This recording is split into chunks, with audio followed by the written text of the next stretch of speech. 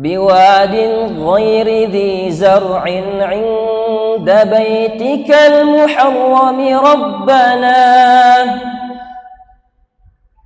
ربنا ليقيموا الصلاة فاجعل أفئدة من الناس تهوي إليهم وارزقهم من الثمرات لعلهم يشكرون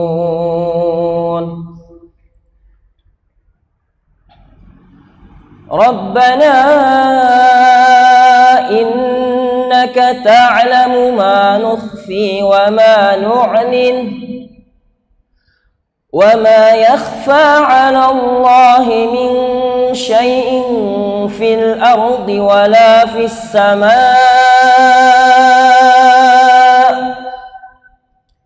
الحمد لله الذي وهب لي على الكبر إسماعيل وإسحاق إن ربي لسميع الدعاء رب اجعلني مقيم الصلاة ومن ذريتي ربنا وتقبل دعاء ربنا اغفر لي ولوالدي وللمؤمنين يوم يقوم الحساب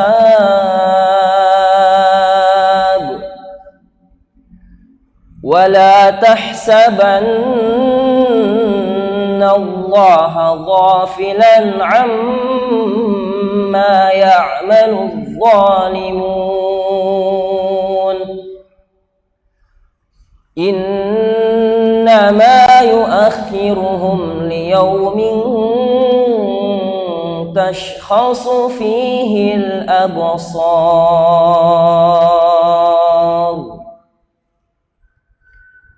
Assalamualaikum warahmatullahi wabarakatuh.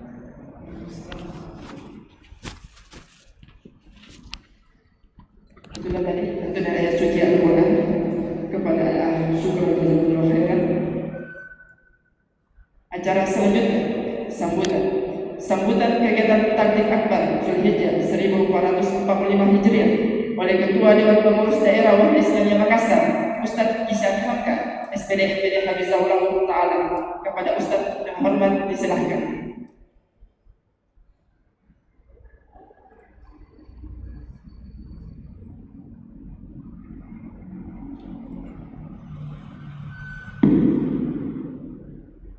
Assalamualaikum warahmatullahi wabarakatuh. Pertama-tama kita hormati bersama guru kita Ustadzul Fadil Ustadz Dr. Ihsan Zainuddin LC MSc Hafizahullah. Yang kami hormati para murabbi, para asatidzah dan ikhwah akhwat ustadzah yang sudah hadir pada kesempatan berbahagia ini, dan juga tentu tidak lupa yang kita hormati dan kita banggakan pengurus Masjid Al-Abrar Sultan Alauddin. Bismillahirrahmanirrahim. Alhamdulillahirabbil alamin. Wa bihi nasta'inu ala umuri dunya waddin. Wassalatu wassalamu ala asrafil anbiya'i wal mursalin sayyidina wa habibina wa qudwatina Muhammad sallallahu alaihi wasallam wa ala alihi wa ashabihi ajmain. Amma ba'd. Pertama-tama tentu kita patut bersyukur dan senantiasa memuji Allah Subhanahu wa taala di kesempatan yang berbahagia ini, di hari yang mulia, hari pertama kita memasuki bulan Dzulhijjah. Allah Subhanahu wa taala masih memberikan kesempatan kepada kita semua kekuatan untuk bisa hadir di majelis kita ini Tabligh Akbar, walaupun mungkin visualisasinya Tabligh Asgar tapi mudah-mudahan tidak melemahkan semangat kita dan kita berikhtisab kepada Allah Subhanahu wa taala. Semoga kehadiran kita di sini senantiasa bernilai pahala di sisi Allah Subhanahu wa taala dan mudah-mudahan memberikan semangat buat kita semua untuk mau menghidupkan 10 hari pertama di bulan Dzulhijjah ini, dan juga tentu menghidupkan secara umum bulan Dzulhijjah dengan keutamaan dan dengan ibadah dan amalan dan ketaatan kepada Allah Subhanahu wa taala. Tabligh Akbar ini sebenarnya amanah dari DPP, ya, di mana kita berharap ada kolaborasi yang kuat peserta dari halaqah ta'rifiyah, takwiniyah dan tanfidiyah yang sebenarnya sejak awal itu amanahnya dilaksanakan di hari Ahad, ya, tapi tiba-tiba ada instruksi untuk mengalihkan ke hari Sabtu karena di hari Ahad ini ada beberapa agenda yang juga penting dan bersamaan, ya, beberapa agenda, sehingga kita diminta panitia untuk bisa mengalihkan ke hari Sabtu. Ini juga saya sampaikan bahwa besok ada kegiatan bela Palestina, ya, apa namanya itu saya lupa, semiliar dukungan untuk masyarakat Gaza dan semiliar laknat untuk Israel.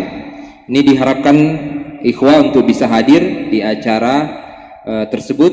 Itu akan dilaksanakan pagi hari, ya, jam 6 sampai dengan jam 10 pagi di depan Monumen Mandala, ya, Car Free Day. Jadi kalau bisa sudah sholat subuh kita hadir di sana, membawa atribut-atribut Palestina, ya, apakah baju kita atau shawl yang kita punya, juga mungkin apa saja, ya, untuk menunjukkan dukungan kita kepada saudara-saudara kita di Gaza. Mungkin tidak panjang lebar, ya, waktu kita sudah jam 9. Mungkin saya mohon ikhwah-ikhwah yang sudah hadir, kalau ada teman-teman halaqah kita yang belum hadir mungkin bisa diingatkan untuk segera bisa bergabung. Terima kasih kepada Ustadzuna, pemateri-pemateri yang sudah mau hadir, mau membersamai kita, memberikan ilmunya untuk bagaimana kita bisa beramal dan menghidupkan.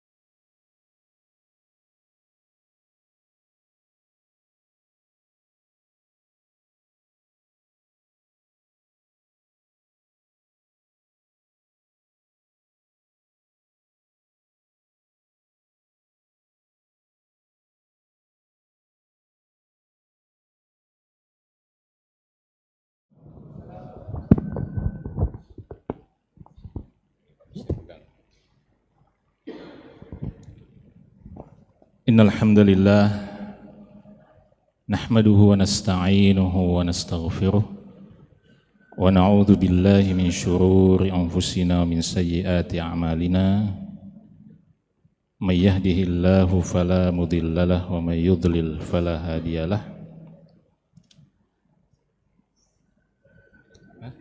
Yang mana?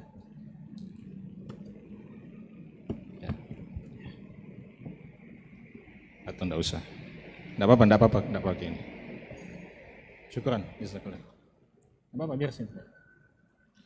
Saya ulangi, innal hamdalillah nahmaduhu wa nasta'inuhu wa nastaghfiruh wa na'udzu billahi min syururi anfusina wa min sayyiati a'malina. May yahdihillahu fala mudilla lahu wa may yudlil fala hadiyalah.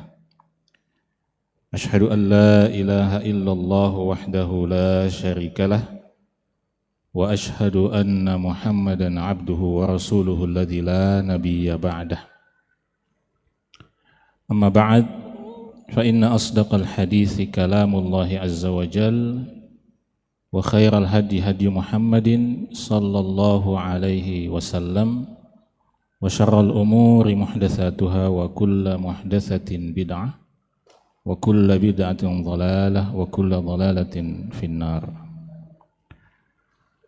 Bapak-bapak, ibu-ibu yang ada di bawah, ikhwan dan akhwat yang dimuliakan oleh Allah Subhanahu wa ta'ala, kita bersyukur setinggi-tingginya kepada Allah Subhanahu wa ta'ala yang telah memilih kita semua untuk menjadi salah satu hambanya yang mendapatkan karunia memasuki 10 hari pertama di bulan Zulhijjah ini. Ini adalah nikmat pilihan yang Allah Subhanahu wa ta'ala berikan untuk kita, karena tidak semua hamba Allah Subhanahu wa ta'ala kemudian dipilih oleh Allah Subhanahu wa ta'ala, diberikan kesempatan satu kali lagi oleh Allah Subhanahu wa ta'ala untuk memasuki 10 hari pertama di bulan Zulhijjah ini. Karena itu menjadi kewajiban kita semua untuk mensyukuri nikmat pilihan Allah untuk kita ini. Sebagaimana sebelumnya kita bersyukur kepada Allah yang telah memberikan kita kesempatan untuk mendapatkan Ramadan satu kali lagi. Sebagaimana sebelumnya kita telah bersyukur kepada Allah Subhanahu wa ta'ala yang telah memberikan kita kesempatan untuk mendapatkan 10 hari atau 10 malam terakhir di bulan Ramadan yang lalu. Maka sekarang kita juga harus bersyukur Allah Subhanahu wa ta'ala memilih kita untuk memasuki 10 hari pertama di bulan Dzulhijjah yang dikatakan oleh Nabi sallallahu alaihi wasallam sebagai afdhalu ayyamid dunya. Inilah hari-hari yang terbaik, inilah hari-hari yang paling besar keutamaannya di dunia ini, yaitu 10 hari pertama Dzulhijjah. Bahkan di dalam hadis yang lain Nabi SAW menyebutkan dengan kata a'zamu indallah, bahwa hari 10 hari pertama Dzulhijjah ini adalah hari yang paling agung di sisi Allah. Wa ahabbu ilaih, dan sangat dicintai oleh Allah Subhanahu wa ta'ala. Ya, bukan sekedar hari-harinya yang dicintai oleh Allah, tetapi al-amalu fiha. Yang paling dicintai oleh Allah Subhanahu wa ta'ala adalah ketika kita berhasil memperbanyak amal soleh di dalamnya. Karena itu jemaah yang dimuliakan oleh Allah Subhanahu wa ta'ala, mungkin ini adalah 10 hari terakhir. Ya, saya ganti mic. Jemaah yang dimuliakan oleh Allah Subhanahu wa ta'ala, maka mari kita renungkan baik-baik nikmat kesempatan yang Allah berikan kepada kita ini, karena boleh jadi ini adalah 10 hari pertama Dzulhijjah kita yang terakhir. Boleh jadi ini adalah 10 hari pertama Dzulhijjah kita yang terakhir di dunia ini, dan setelah ini tidak ada lagi 10 hari pertama Dzulhijjah untuk kita. Karena itu Sa'id bin Jubair rahimahullahu ta'ala menasihatkan, la tudfi'u surujakum layali ashrin. Jangan padamkan, jangan matikan pelita-pelita kalian di malam-malam 10 pertama Dzulhijjah ini. Maksudnya jangan tidur, jangan banyak tidur, tapi perbanyaklah ibadah kepada Allah subhanahu wa ta'ala.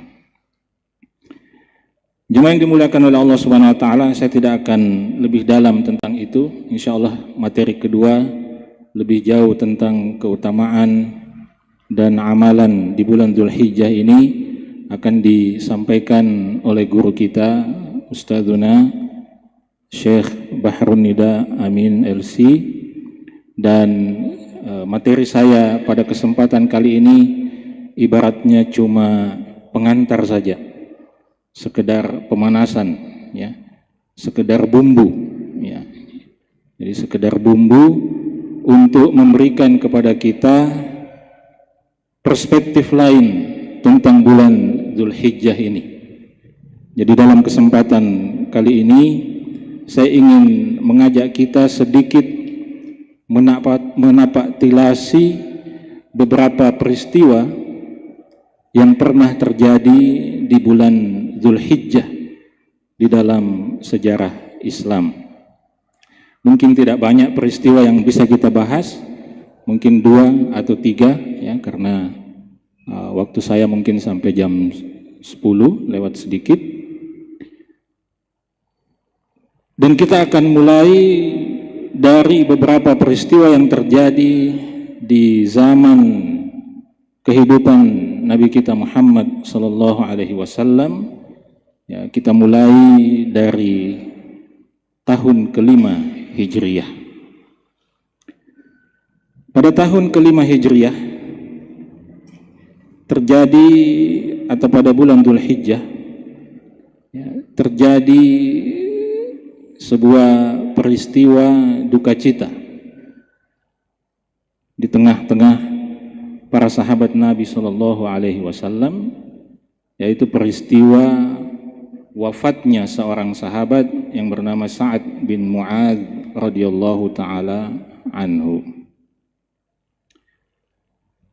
Kematian Sa'ad bin Mu'adz inilah yang mungkin pernah kita dengarkan disebutkan oleh Nabi Sallallahu Alaihi Wasallam di dalam hadisnya.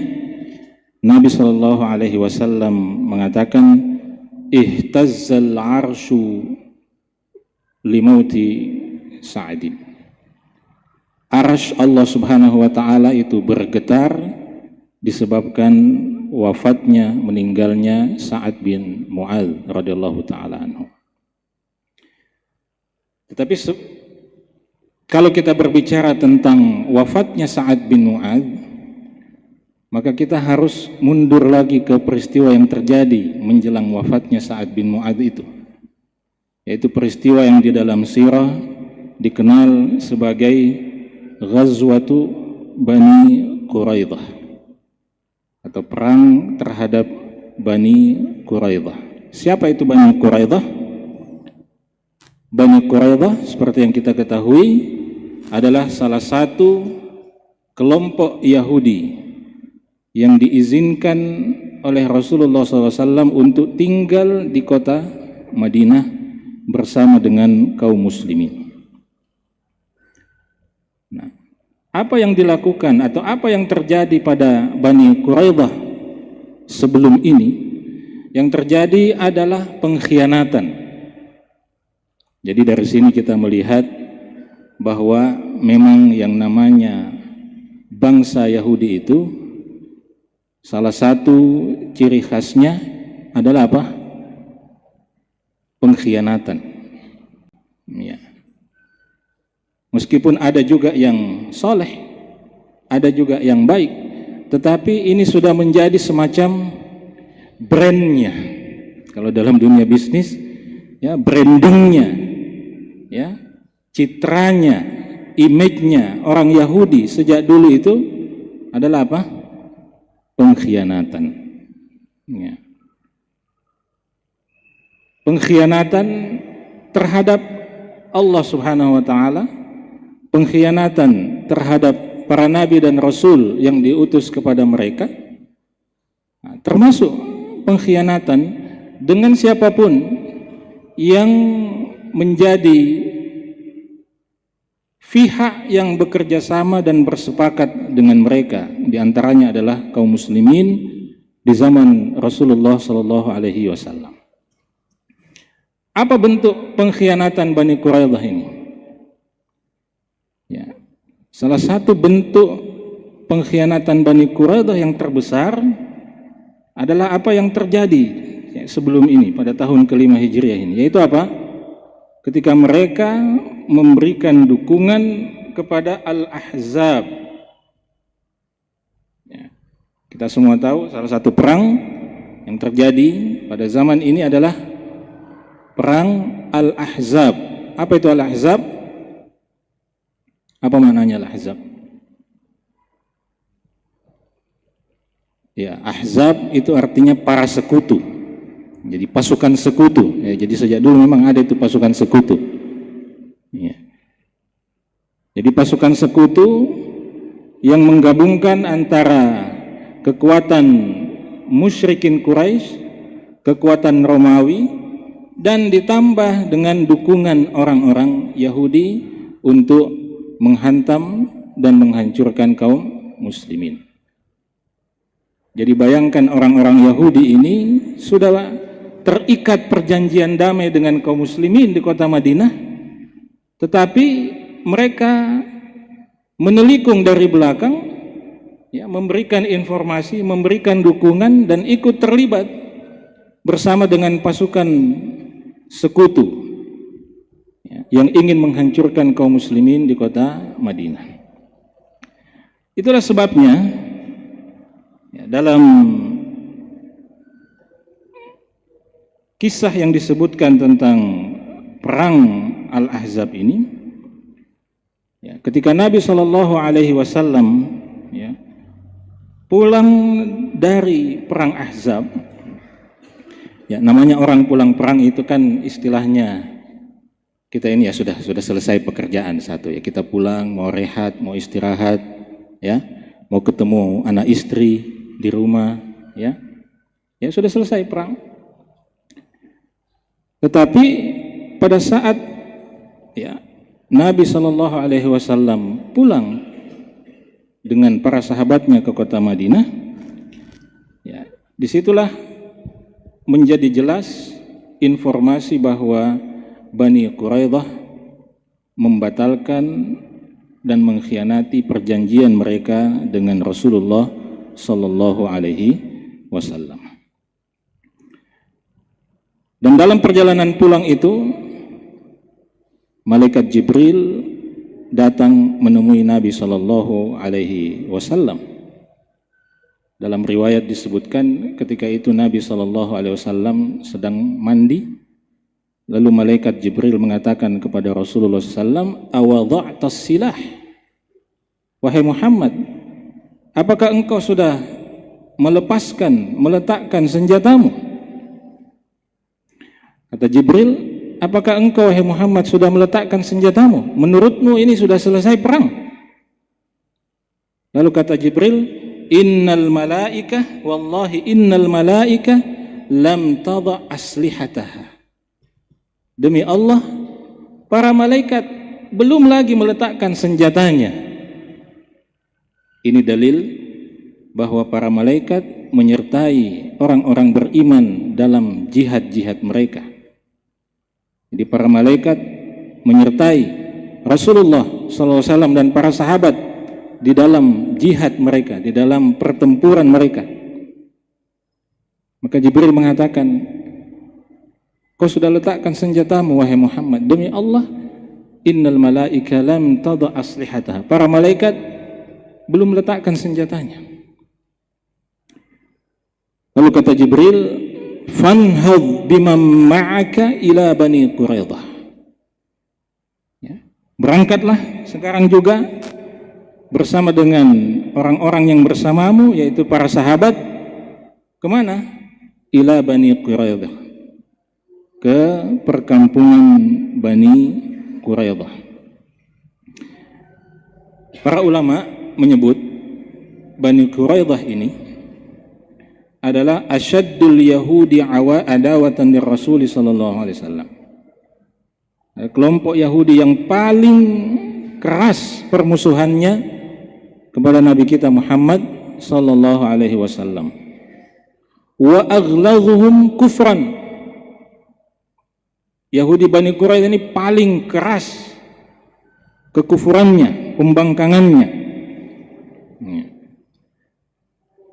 Maka apa kata malaikat Jibril tadi kepada Nabi sallallahu alaihi wasallam? Fanhadh bima ma'aka ila Bani Quraidah. Pergilah sekarang juga berangkat bersama dengan pasukanmu, bersama dengan para sahabatmu menuju Bani Quraidah. Lanjut kata Jibril, fa inni sa'irun amamak. Karena sungguhnya aku akan berjalan di depanmu. Aku akan berjalan di depanmu, uzalzilu bihim husunahum.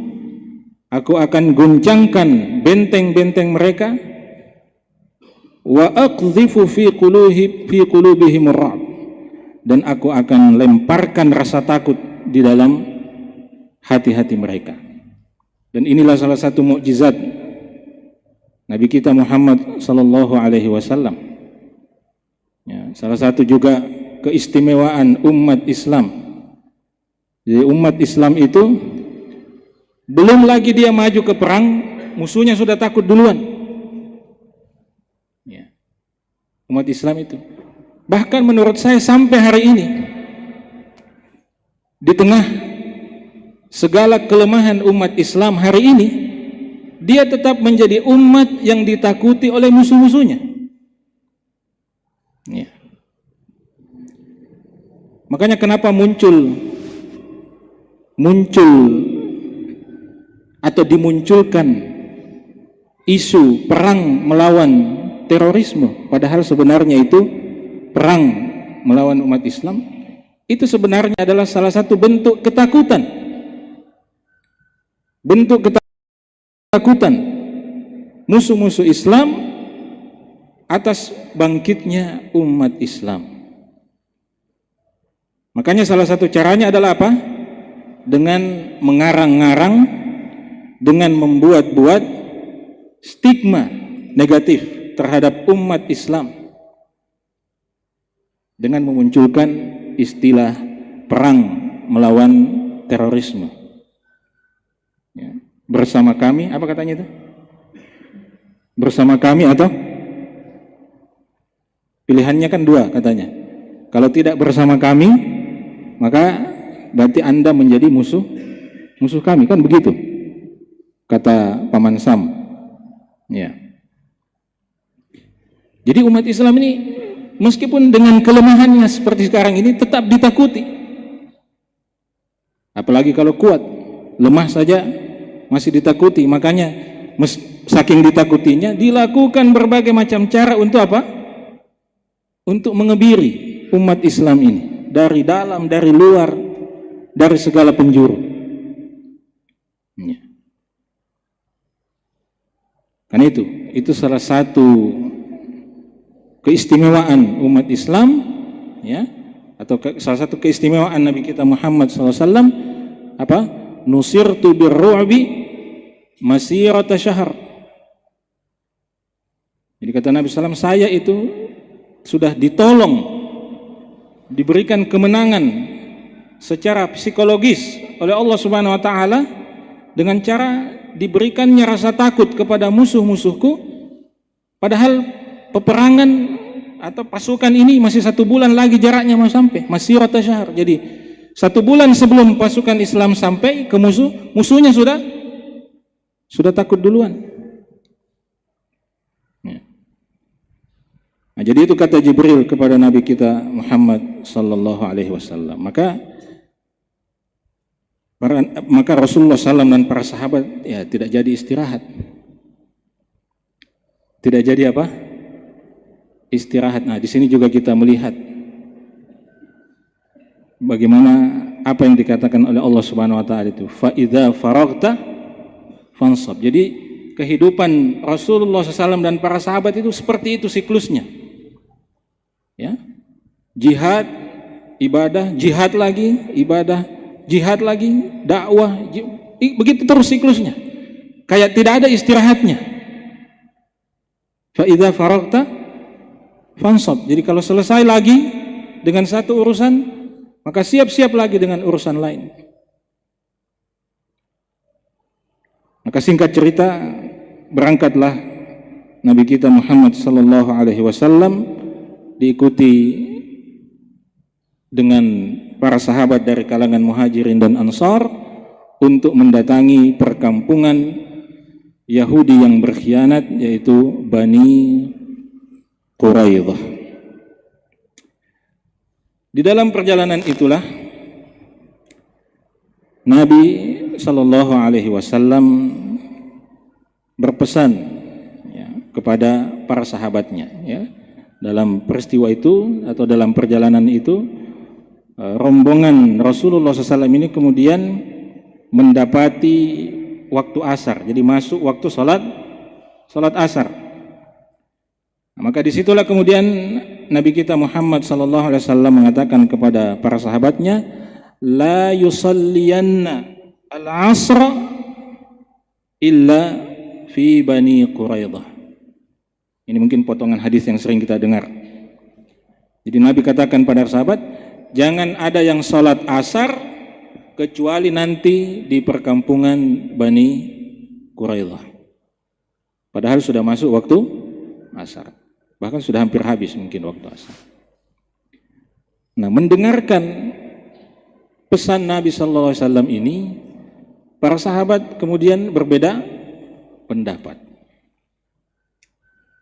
Ada sahabat yang mengatakan, maksud dari pesan Nabi Sallallahu Alaihi Wasallam ini adalah supaya kita bergegas, jangan lambat-lambat berjalan, kita bergegas supaya kita bisa cepat sampai ke perkampungan Bani Quraidah dan bisa sholat asar di sana. Ini pendapat yang pertama.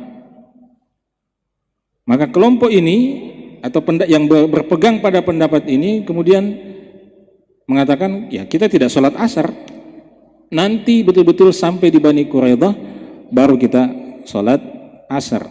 Dan dalam riwayat disebutkan mereka sampai di Bani Quraidah itu pada waktu Isya. Jadi pada saat itulah mereka sholat asar. Sementara kelompok yang lain, pendapat yang lain, para sahabat ada yang juga yang mengatakan bahwa bukan seperti itu maksud Nabi Sallallahu Alaihi Wasallam, bahwa salat asar harus tetap dikerjakan pada waktunya, sehingga mereka kemudian apa? Mereka kemudian salat asar di tengah perjalanan itu. Tapi poinnya di situ disebutkan bahwa ketika informasi itu sampai kepada Nabi SAW, bahwa para sahabat berbeda pendapat dalam masalah ini, disebutkan bahwa lam yu'annif wahidatan minat ta'ifatain. Nabi SAW tidak mencela satupun dari kedua pendapat itu. Jadi ini juga satu pelajaran. Jadi perkataan Nabi SAW di sini ini menjadi dasar yang luar biasa di kalangan para ulama kita. Untuk apa? Untuk menghargai perbedaan pendapat selama perbedaan pendapat itu adalah perbedaan pendapat yang mu'tabar. Mu'tabar itu artinya punya argumentasi yang bisa dipertanggungjawabkan, punya dalil yang bisa dipertanggungjawabkan, karena tidak semua perbedaan pendapat juga bisa ditolerir. Nah, kalau perbedaan pendapat itu dalam persoalan-persoalan yang mu'tabar, maka mestinya perbedaan pendapat seperti itu tidak mengacaukan visi dan misi perjuangan kita, tidak mengacaukan orientasi utama perjuangan kita, yaitu menegakkan kalimat Allah Subhanahu wa Ta'ala. Makanya kita di Wahda ini, mohon maaf kalau mungkin ada yang simpatisan, kita di Wahda ini ada ustadz yang kalau bangun dari ruku Ya, dia bersedekap, ada yang tidak bersedekap. Ya. Ya. Ada ustadz yang berpendapat A, ada ustadz yang berpendapat B, tapi itu tidak jadi masalah. Karena apa? Karena itu termasuk perbedaan pendapat yang mu'tabar. Ya. Bukan perbedaan pendapat yang piti kana-kanai. Ya. Perbedaan pendapat yang masing-masing pendapat itu ada ulama sebelumnya yang berpendapat seperti itu. Makanya salah satu perkataan yang luar biasa dari Umar ibnu Abdul Aziz rahimahullah, beliau katakan bahwa tidak ada perkara yang paling membahagiakan saya, menyenangkan saya daripada apa? Daripada perbedaan pendapat yang terjadi di kalangan para sahabat Nabi SAW. Kenapa? Karena tidak bisa dibayangkan kalau para sahabat itu tidak berbeda pendapat dalam beberapa masalah, betapa sulitnya nanti kita apa? Mengamalkan agama ini. Bayangkan kalau para sahabat dalam semua masalah, termasuk masalah-masalah yang kecil, mereka ijma'. Kalau mereka sudah ijma' sepakat, itu tidak boleh dilanggar. Jadi ijma' sahabat itu adalah level ijma' yang tertinggi, tidak boleh dilanggar. Tapi syukurnya tidak semua masalah itu kemudian ijma' para sahabat di situ. Ya, ada yang mereka berbeda pendapat di situ. Kalau para sahabat bisa, boleh berbeda pendapat dalam satu masalah, berarti kita generasi yang datang sesudahnya juga boleh berpendapat, boleh berbeda pendapat seperti mereka berbeda pendapat di situ. Ya. Jadi itu berangkat dari kisah apa? Kisah jangan sholat asar kecuali di Bani Quraidah. Jadi pelajaran pentingnya adalah bahwa perbedaan pendapat yang seperti ini jangan sampai merusak orientasi perjuangan kita, jangan sampai mengganggu orientasi utama, tujuan utama perjuangan kita, yaitu menegakkan kalimat Allah subhanahu wa ta'ala. Ya. Kita lanjut. Ya. Singkat cerita, rombongan Rasulullah SAW pun sampai di perkampungan Bani Quraidah, dan beliau mengepung perkampungan Bani Quraidah itu dengan bersama para sahabatnya selama kurang lebih 25 hari. Ya, jadi 25 hari dikepung itu Bani Quraidah. Nah, dan tidak ada yang pamit. Nabi sepulang dulu ke rumah, ada tagihan listrik belum dibayar.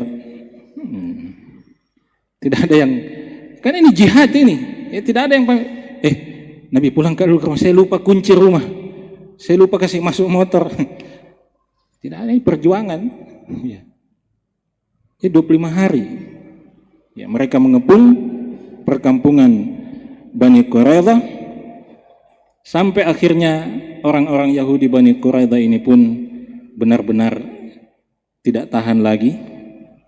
Ya, mereka semakin payah, ya, padahal baru dikepung 25 hari, belum 200 hari. Ya, di Gaza sekarang berapa hari ini? Hari keberapa ini Gaza?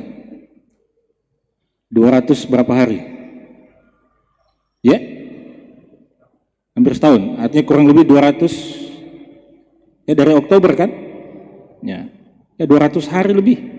Tapi mereka bahkan berpikir untuk meninggalkan Gaza pun tidak. Ya. Nah, ini orang Yahudi baru 25 malam dikepung sudah teler. Ya.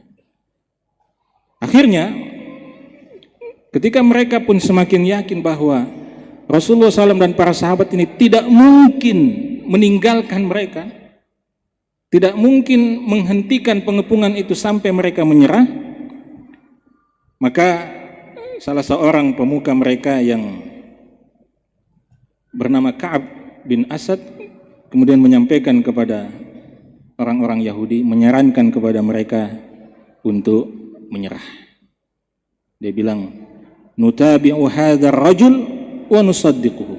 Kita ikuti saja orang ini dan kita benarkan ya apa yang dia sampaikan. Kita beriman saja kepadanya. Kenapa? Fa wallahi laqad tabayyana lakum annahu lanabiyyun mursal. Ya, kita ikuti saja Muhammad ini. Kita beriman saja kepadanya. Kenapa? Karena sebenarnya kalian sudah tahu bahwa memang dia ini nabi. Ya, coba itu. Itu orang Yahudi itu. Ya, kan kita semua tahu kan? Di awal bahkan sejak lahirnya Nabi sallallahu alaihi wasallam itu dalam sirah disebutkan ketika Nabi SAW lahir, pendeta Yahudi itu bahkan sudah tahu karena mereka lihat ada bintang, saya lupa apa nama bintangnya, ya, ada bintang yang bercahaya dan mereka sudah diberitahu kalau bintang itu bercahaya atau redup, saya lupa. Kalau bintang itu bereaksi seperti itu, maka itu artinya Nabi terakhir sudah lahir. Jadi mereka tahu. Orang Yahudi itu sudah tahu bahkan ketika Nabi SAW itu lahir. Ya. Tapi lihatlah betapa berbahayanya ketika hasad, ketika kedengkian menguasai jiwa manusia. Bagaimana hasad itu bisa menghalangi manusia untuk mengikuti kebenaran meskipun dia sudah tahu itu yang betul. Jadi orang Yahudi sudah tahu, bahkan mereka tahu, namanya kan sudah tahu, itu kan disebutkan dalam Quran. Mereka bahkan lebih tahu tentang Rasulullah Muhammad SAW daripada anak mereka sendiri. Tapi karena hasad, dengki, ya mereka terkejut. Kenapa? Mereka sudah tahu akan datang Nabi terakhir, tapi mereka terkejut karena ternyata Nabi terakhir ini bukan dari kalangan Bani Israel. Tapi dari kalangan siapa? Bani Ismail, keturunan Ismail. Padahal kan ini saudara sepupu juga. Israel adalah anak dari Ishak. Ishak anak Ibrahim. Muhammad adalah cucu dari Ismail. Ismail adalah anak dari Nabi Ibrahim. Tapi coba lihat, kalau kedengkian itu sudah menguasai jiwa, maka dia akan menjadi penghalang terbesar bagi kita untuk mengikuti kebenaran. Makanya ini bahaya ini, para ustadz, para kiai, para ulama. Ini termasuk ya para ulama, para kiai, para ustadz ini kelompok manusia yang paling gampang juga kena penyakit hasad ini. Ya. Kalau dia lihat ustadz yang lain, kalau bikin pengajian banyak yang hadir, kenapa kalau saya cuma 5 orang? Nah, itu bisa dengki. Makanya ada istilah ustadz kita itu ya, sebenarnya bukan beda pendapat, tapi beda pendapatan. Nah itu, ya, itu jadi masalah juga itu. Ya, apapun penyebabnya, hasad itu bisa menghalangi kita untuk apa? Mengikuti kebenaran, padahal kita sudah tahu bahwa itu yang benar. Itulah yang terjadi pada orang Yahudi ini. Ya, dia diakui sendiri oleh orang Yahudi. Laqad tabayyana lakum annahu lanabiyyun mursal. Kalian sudah tahu bahwa dia ini betul-betul seorang nabi yang diutus. Wa annahu lalladzi tajidunahu fi kitabikum, dan bahwa dia Muhammad ini itulah orang yang kalian baca penjelasannya di dalam kitab suci kalian. Ada semua penjelasannya. Ya, dan kalau kalian beriman kepadanya, kata Ka'ab bin Asad, fata'manuna bihi ala dima'ikum wa amwalikum wa abna'ikum wa nisa'ikum. Kalau kalian mau beriman kepada Muhammad SAW, maka kalian akan mendapatkan jaminan keamanan terhadap darah kalian, harta kalian, anak-anak kalian, dan istri-istri kalian. Tapi ya dasar Yahudi ini memang kepala batu semua. Ya, sudah diberikan pilihan itu pun mereka tetap menolak. Ya, mereka katakan la nufariqu hukmat Taurati abada. Kami tidak akan meninggalkan hukum Taurat untuk selamanya, kata mereka. Ya, maka ditawarkan lagi sama Ka'ab ini, kalau begitu, kalau kalian tidak mau, fahalumma falnaqtul abna'ana wa nisa'ana. Kalau memang kalian tidak mau beriman kepadanya, kalau gitu kita bunuh saja anak-anak istri kita. Supaya apa? Supaya setelah itu kita keluar lawan Muhammad dan pasukannya. Supaya apa? Kalau kita mati, kita tidak perlu mengkhawatirkan bagaimana nasib anak-anak kita nanti kalau kita mati semua ini. Artinya, kalau memang kalian tidak mau, sekali keluar lagi Pak. Kita berkelahi saja, kita berperang saja sama Muhammad SAW dan pasukannya. Singkat cerita, ya ini kalau tidak disingkat cerita ini, ya, bisa panjang cerita. Ya. Singkat cerita kemudian, ya ternyata orang Yahudi ini takut juga berperang. Ya. Tidak berani juga berperang, tidak berani juga membunuh anak-anak istrinya. Ya, kemudian maju berperang, tidak berani. Akhirnya singkat cerita, mereka mengirim pesan kepada Nabi SAW. Mengirim pesan minta supaya dikirimkan seorang juru bicara atau juru penengah lah. Nah, Bani Quraidah ini, jadi dulu itu di masa itu, masing-masing kabilah Yahudi, kelompok Yahudi ini, istilahnya mereka bersekutu dengan kelompok Ansar, ya, suku Aus dan suku Khazraj, ya, suku Aus, suku Khazraj ini dua suku besar yang ada di Madinah. Nah, Bani Quraidah ini bersekutu dengan suku Aus. Nah, suku Aus dan Khazraj ini yang kemudian masuk Islam, kemudian menjadi Ansar, orang-orang Ansar, ya. Nah, tapi sampai pun mereka sudah masuk Islam, mereka masih apa? Masih terikat dengan apa? Ikatan itu. Maka orang Yahudi Bani Quraidah ini minta kepada Nabi SAW, ib'ats ilaina Aba Lubabah ibnu Abdul Munzir. Tolong kirimkan kepada kami Abu Lubabah ibnu Abdul Munzir. Abu Lubabah ibnu Abdul Munzir ini adalah salah seorang tokoh di kalangan orang-orang Aus. Jadi artinya partner sekutunya. Jadi tolong kirim dia, kami mau bicara dengan dia. Ya. Kami mau minta pandangannya. Kira-kira apa yang harus kami lakukan dalam kondisi ini? Ya. Maka ya Nabi SAW meskipun sudah mengepung, meskipun Nabi SAW ini sebenarnya sangat bisa untuk menghancurkan saat itu juga, tapi Nabi SAW masih beri kesempatan.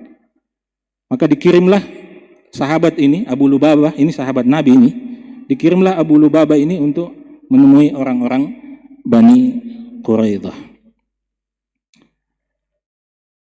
Maka ketika Abu Lubabah masuk ke tempatnya orang-orang Bani Quraidah, Yahudi Bani Quraidah ini, kaum lelakinya berdiri menyambut Abu Lubabah. Sementara anak-anak, perempuan semuanya menangis terseduh-seduh. Karena apa? Ketakutan. Mengkhawatirkan nasib mereka seperti apa. Melihat pemandangan itu, ya, Abu Lubabah ini muncul rasa kasihan. Maka ketika orang Yahudi bertanya kepada dia, Bani Quraidah bertanya kepada dia, wahai Abu Lubabah, atara an nanzila ala hukmi Muhammad. Apakah menurutmu kami sebaiknya menyerah saja mengikuti apa hukum yang akan ditetapkan oleh Muhammad sallallahu alaihi wasallam? Maka Abu Lubabah mengatakan, "Na'am, ya. Ya. Kau ikuti saja apa hukumnya Muhammad." Tapi sambil begini Abu Lubabah. Ya. Jadi diminta pendapatnya sama Bani Quraidah, gimana kira-kira nasib kita ini? Kita ikuti saja apa keputusannya Muhammad SAW. Lalu Abu Lubabah mengatakan, ya, ikuti saja. Ya. Jadi sudah kasih tanda. Habis kok semua. Ya. Setelah keluar dari situ, begitu dia balik, Abu Lubabah ini mau kembali kepada para sahabat, kembali ke arah Madinah. Di situ dia sadar bahwa dia sudah mengkhianati Allah dan Rasulnya. Ya. Jadi dia sekedar begini itu di hadapan orang Yahudi, dia merasa dia sudah mengkhianati Allah dan Rasulnya. Maka waktu dia pulang meninggalkan Bani Quraidah itu, dia tidak berani ketemu Nabi. Dia langsung pulang ke Madinah, kemudian langsung ke Masjid Nabawi, dan di Masjid Nabawi itu dia suruh ikat dirinya. Dia suruh ikat dirinya di tiang salah satu masjid, dan dia katakan, saya tidak akan melepaskan ya, ikatan ini, saya tidak akan lepaskan sampai Rasulullah SAW sendiri yang melepaskan ikatan ini. Ya, sebagai bentuk apa? Taubatnya kepada Allah Subhanahu wa taala. Dia tidak mau lepas. Jadi katanya setiap waktu sholat itu datang istrinya, buka itu ikatan, kemudian dia dia berwudu, kemudian sholat, setelah itu dia ikat lagi dirinya, diikat lagi. Kenapa? Karena dia merasa sangat berkhianat kepada Allah dan Rasulnya gara-gara itu. Ini kita lihat ikhwas sekalian, jamaah sekalian, ikhwan akhwat sekalian, betapa halusnya perasaan sahabat itu. Kita tidak tahu sudah berapa banyak pengkhianatan yang mungkin kita lakukan kepada Allah dan Rasulnya. Tapi kita merasa baik-baik saja. Ya. Kita masih malas-malas untuk bertaubat, masih malas-malas untuk beristighfar. Nah, jadi setelah itu akhirnya kemudian Bani Quraidah pun menyerah. Ya, dan menyerahkan urusan mereka kepada Nabi Shallallahu Alaihi Wasallam, dan sekutu mereka dari kalangan Ansar, yaitu orang-orang Aus, ya, sebagai bentuk mungkin bentuk rasa kasihan juga kepada mereka, mengusulkan kepada Rasulullah Shallallahu Alaihi Wasallam. Ya, bahwa sebagaimana sebelumnya yang menjadi penengah hukum antara Yahudi Bani Qainuqa itu adalah orang-orang Khazraj, saudara-saudara mereka, maka sekarang orang-orang Aus minta supaya mereka lah yang menjadi, salah seorang dari mereka lah yang menjadi penengah, ya, hukum, ya, apa yang seharusnya dijatuhkan, vonis apa yang seharusnya dijatuhkan kepada siapa? Kepada orang-orang Bani Yahudi Bani Quraidah ini. Maka singkat cerita, disitulah kemudian Nabi Shallallahu Alaihi Wasallam menunjuk sahabat Sa'ad bin Mu'adz radhiyallahu taala anhu. Yang tadi kita ceritakan di awal, sahabat Sa'ad bin Mu'adz yang apa? Yang pada saat wafatnya menyebabkan arsy Allah Subhanahu wa taala terguncang. Jadi Sa'ad bin Mu'adz ini adalah orang Aus. Jadi waktu itu ketika peristiwa ini terjadi, ini sebenarnya Sa'ad bin Mu'adz sedang sakit. Sakit apa? Jadi lengannya itu terkena,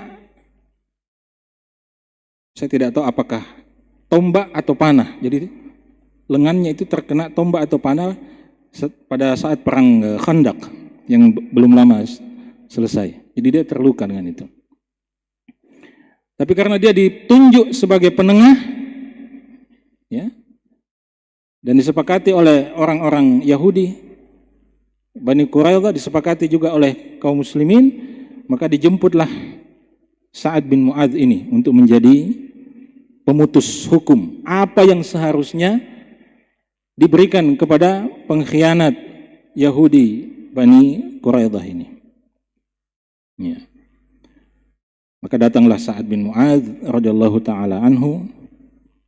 Ya, di sepanjang perjalanan ini orang-orang suku Aus berusaha membujuk kepada Sa'ad. Nah, di sini dikatakan, ya Sa'ad, ajmil ila mawalik. Wahai Sa'ad, berbuat baiklah untuk sekutu-sekutumu, maksudnya Yahudi Bani Quraidah itu.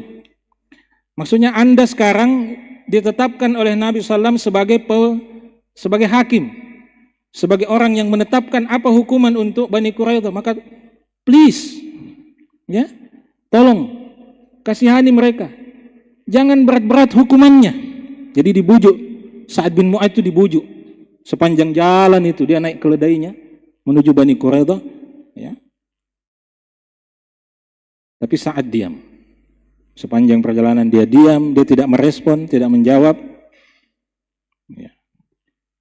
Tapi orang-orang Aus terus saja memprovokasi dia. Tolong, jangan terlalu berat hukumannya. Mereka ini sekutu kita, bagaimanapun juga mereka sekutu kita. Karena sudah terlalu banyak provokasi seperti itu, akhirnya Sa'ad mengatakan kepada orang-orang satu sukunya sendiri. Dia katakan, laqad ana li Sa'din alla ta'khudahu fillahi laumata laim. Sekarang sudah tiba waktunya bagi Sa'ad untuk tidak mempedulikan celaan orang yang mencela. Maksudnya, saya tidak peduli apa yang akan kalian katakan tentang saya tidak peduli. Saya akan tegakkan hukum Allah untuk orang-orang Yahudi itu. Jadi meskipun orang satu sukunya sendiri berharap dia bisa berikan keringanan, tapi Sa'ad tidak peduli. Ya. Maka ketika orang-orang Aus mendengarkan statement pernyataan Sa'ad bin Mu'adz ini, mereka akhirnya mengatakan, dek gak ada harapan. Ya, tidak ada harapan. Maka sebagian mereka pun kembali ke kota Madinah. Ya, tidak ada gunanya kita membujuk Sa'ad ini. Ya. Maka ketika Sa'ad datang, disitulah Nabi SAW mengatakan, Qumu ila sayyidikum. Berdirilah kalian menyambut pemuka kalian. Ya, jadi itu para ulama berdasarkan hadis ini mengatakan, sebagian ulama mengatakan bahwa hadis ini menunjukkan bahwa boleh saja kita berdiri menyambut kedatangan orang yang kita hormati. Ya. Ya, meskipun ini nanti kalau kita bahas secara fikihnya, ya ada khilaf nanti di kalangan ulama, tapi yang rajih insya Allah bahwa itu tidak masalah. Jadi misalnya ada ustadz datang terus kita, silakan ustadz, nah itu tidak apa-apa. Karena Nabi SAW di sini mengatakan apa? Qumu ila sayyidikum. Berdirilah kalian menyambut pemimpin kalian, maksudnya Sa'ad. Nah, singkat cerita, Sa'ad pun ya memulai persidangan. Ini kan seperti persidangan. Jadi Sa'ad ini posisinya seperti hakim. Maka di awal persidangan itu Sa'ad mengatakan, apakah hukum atau keputusan vonis yang saya tetapkan ini berlaku untuk mereka semua? Maka yang hadir mengatakan, ya, berlaku untuk mereka semua. Berlaku juga untuk kaum muslimin? Berlaku juga untuk kaum muslimin. Maksudnya harus juga diterima oleh kaum muslimin. Kemudian Sa'ad mengatakan, alaman hahuna, apakah keputusan saya ini juga akan diterima oleh yang hadir di sini? Dia tidak berani menunjuk ke arah Rasulullah SAW. Dia cuma mengatakan, apakah keputusan saya ini juga diterima oleh yang ada di sini? Gitu. Jadi dia tidak berani tunjuk, apakah keputusan saya juga diterima oleh ini? Enggak. Ya, jadi adabnya kepada Rasulullah SAW. Jadi dia hanya mengatakan, alaman hahuna, apakah keputusan saya juga akan diterima oleh yang hadir di sini? Ya, dia kasih isyarat pada Nabi SAW. Maka dijawab oleh Nabi SAW, na'am alayya. Ya, keputusan juga itu harus saya terima. Jadi coba lihat ini Nabi SAW, padahal dia Rasulullah. Tapi karena semua sudah sepakat bahwa yang menjatuhkan vonis untuk Yahudi Bani Quraidah adalah Sa'ad bin Mu'adz, maka semua harus sepakat untuk menerima apapun vonis yang dijatuhkan oleh Sa'ad bin Mu'adz. Maka apa vonis yang dijatuhkan oleh Sa'ad bin Mu'adz? Dia katakan begini, fa inni ahkumu fihim, maka sesungguhnya aku menjatuhkan vonis kepada mereka, orang-orang Yahudi Bani Quraidah. Pertama, ayyuqtalar rijal, semua laki-laki harus dibunuh. Semua laki-laki harus dibunuh. Yang kedua, wa tusba adz-dzurriyyah. Yang kedua, kaum perempuan dan anak-anak dijadikan sebagai tawanan perang. Dan yang ketiga, wa tuqsamul amwal, semua harta benda orang-orang Yahudi ini dibagikan kepada kaum muslimin sebagai harta rampasan perang. Itulah keputusan siapa? Sa'ad bin Mu'adz. Jadi tidak main-main dia. Ya. Laki-laki, karena dianggap laki-laki ini kalau dibiarkan ini adalah para pengacau ini. Jadi semua harus dibunuh. Ya, jadi itu nanti di situ cerita selanjutnya itu diperiksa. Jadi kalau yang dilihat, artinya kan kalau sudah laki-laki sudah ada jenggotnya sudah jelas itu sudah balik. Ya. Tapi kalau yang masih kayak nanggung-nanggung dilihat, ya masih muda sekali dilihat, harus dipastikan dulu apakah masih anak-anak atau sudah balik. Nah, jadi diperiksa satu-satu diperiksa itu. Ya, kalau sudah ada yang tumbuh-tumbuh di sekitar ininya, berarti ya, mana? Termasuk yang dihukum bunuh. Ya, tapi kalau belum balik, lolos. Ya. Maka mendengarkan vonis yang dijatuhkan oleh Sa'ad itu, Rasulullah sallallahu alaihi wasallam mengatakan, laqad hakamta fihim bihukmillah min fawqi sab'i samawat. Wahai Sa'ad, engkau telah menjatuhkan vonis hukum dengan hukum yang ditetapkan oleh Allah Subhanahu wa taala dari atas langit yang ketujuh. Artinya Nabi SAW ya dari awal beliau sudah menyatakan menerima, tetapi setelah mendengarkan itu beliau menegaskan bahwa sudah cocok keputusan hukum yang engkau berikan.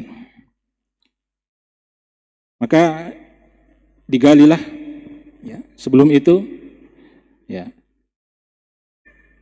menjelang jatuhnya vonis Sa'ad itu ada beberapa yang masuk Islam. Ada beberapa orang Yahudi Bani Quraidah itu yang masuk Islam. Ya. Jadi lolos dia dari vonis itu.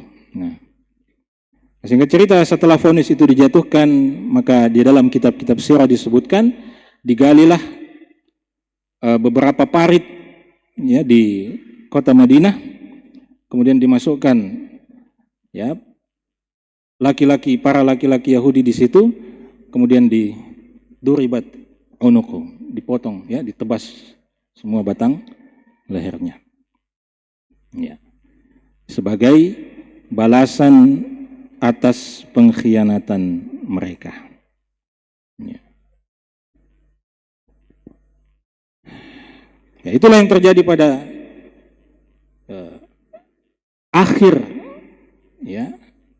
pada akhir bulan Zulqa'dah dan memasuki awal bulan Zulhijjah pada tahun kelima Hijriyah.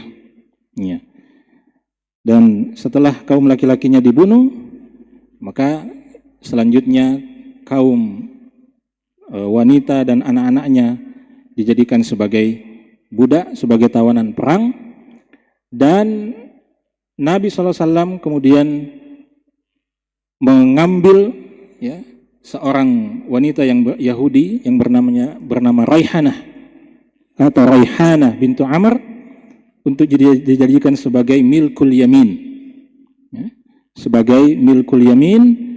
Dan Raihanah bintu Amr, wanita Yahudi ini kemudian masuk Islam, dan dia masih bersama dengan Rasulullah SAW sampai kemudian beliau wafat. Ya. Jadi ini juga menunjukkan pada kita, jemaah sekalian yang dimuliakan oleh Allah Subhanahu Wa Taala, bahwa permusuhan kita kepada orang-orang Yahudi bukan karena mereka Yahudi, bukan karena mereka apa? Yahudi, bukan.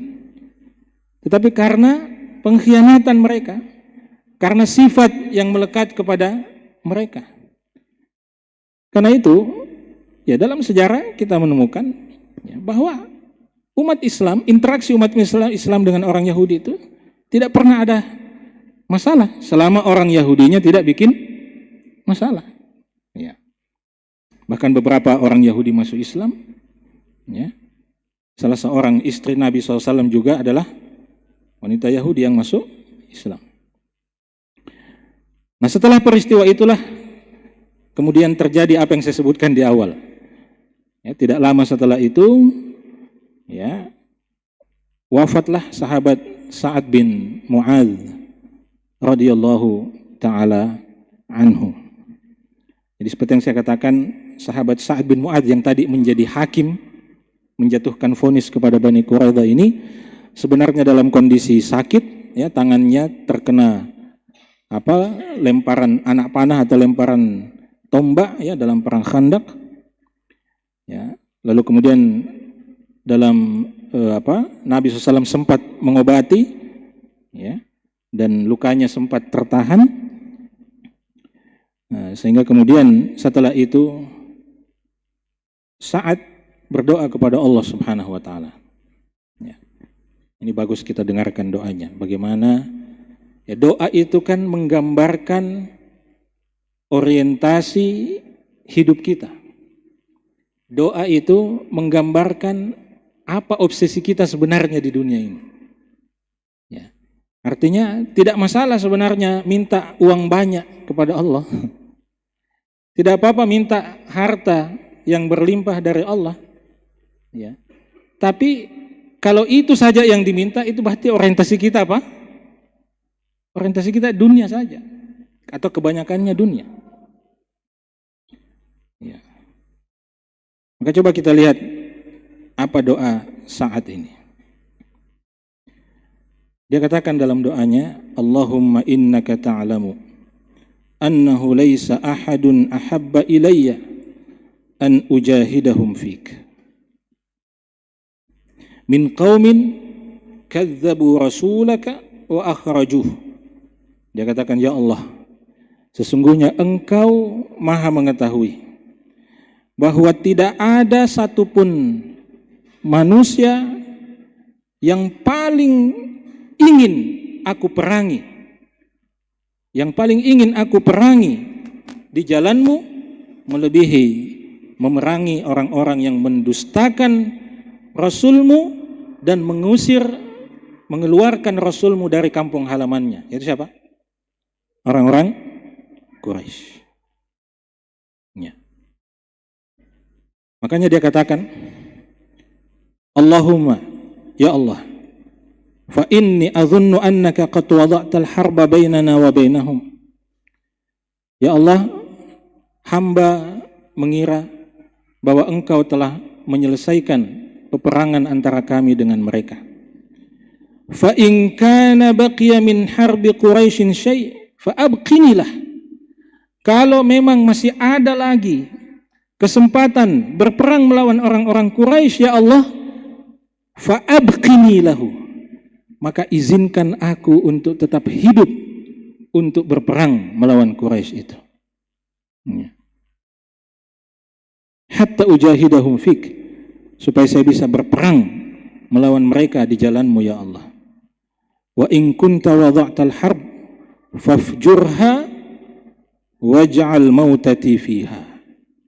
Tapi kalau memang tidak ada lagi peperangan melawan orang-orang Quraisy setelah ini, fafjurha, maka ya itu agak vulgar kalau saya terjemahkan.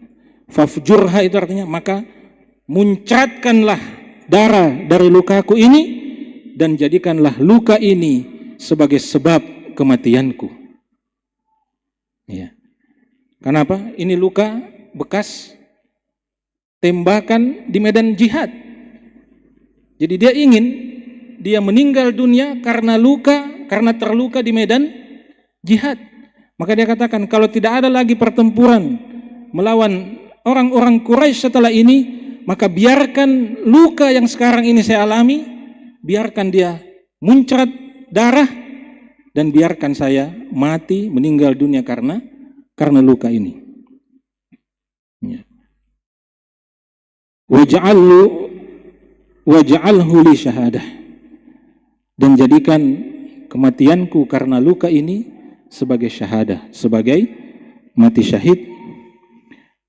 Lalu di ujung doanya dia katakan, wala tumitni hatta tuqirra aini min bani Quraidah, dan jangan engkau matikan aku ya Allah sampai hatiku menjadi ridha, menjadi tenang lantaran Bani Quraidah. Jadi ternyata dia sudah minta kepada Allah ya, supaya sebelum dia meninggal dia bisa terlibat dalam urusan pengkhianatan Bani Quraidah dan menyelesaikan pengkhianatan itu, dan itulah yang terjadi.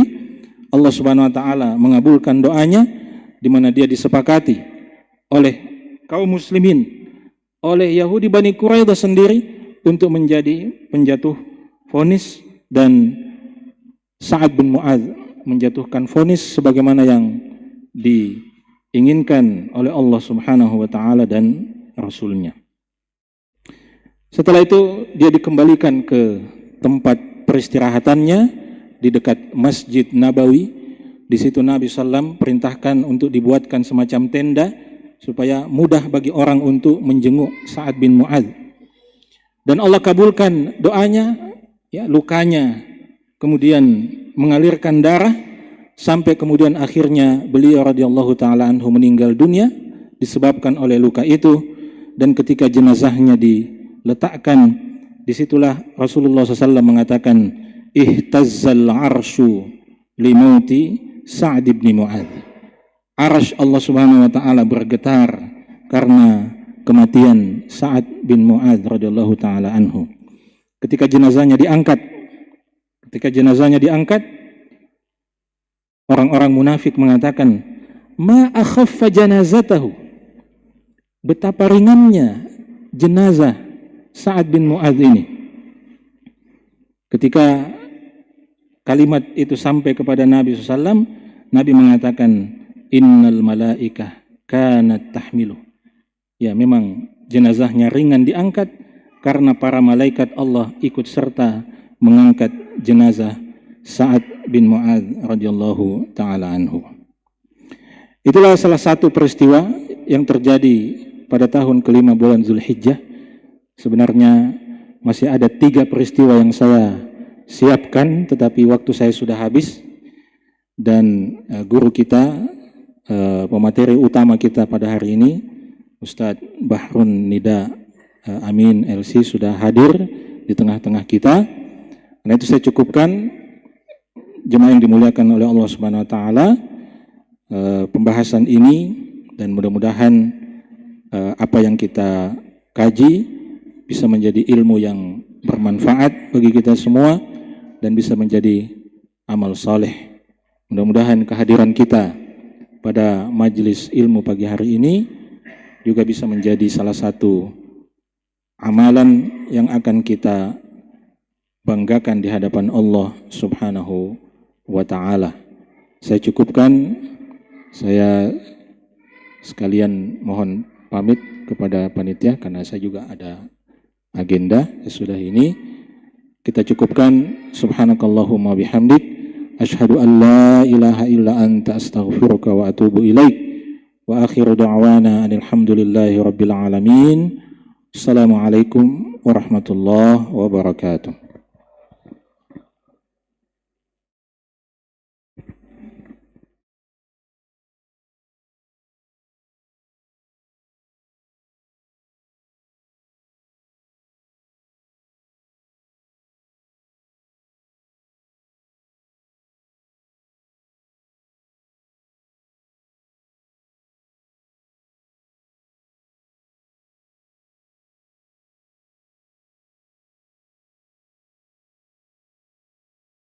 Seri kedua dengan judul Fadilah dan Amalan di Bulan Zulhijjah yang akan disampaikan oleh Ustadz Bahrun Nida Amin LC Hafizahullah. Kepada Ustadz dengan hormat disilahkan.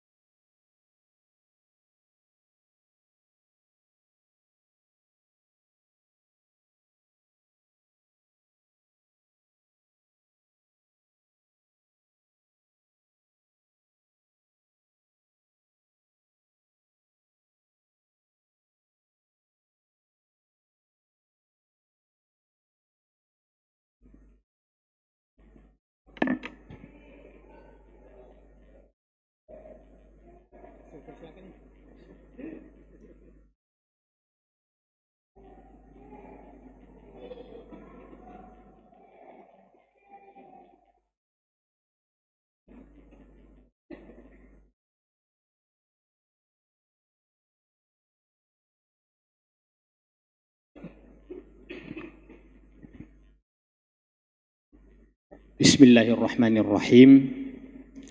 Assalamualaikum warahmatullahi wabarakatuh. Alhamdulillahilladzi mahhada qawa'id ad-din bi kitabihil muhkam wa syayyada ma'aqid al-ilmi bi khitabihi wa ahkam wa faqaha fi dinihi man arada bihi khairan min ibadihi wa alham wa awqafa man sya'a ala ma sya'a min asrari muradihi wa fahham fasubhana man hakkama wa ahkam wa halala wa harram wa arafa wa 'allam 'allama bil qalam 'allama al insana ma lam ya'lam. Asyhadu an la ilaha illallah wahdahu la syarika lah syahadatan tahdi ila at-tariqil aqwam wa asyhadu anna Muhammadan 'abduhu wa rasuluh al-makhsusu bi jawami'il kalim wa bada'i'il ilmi wal hilmi wal karam.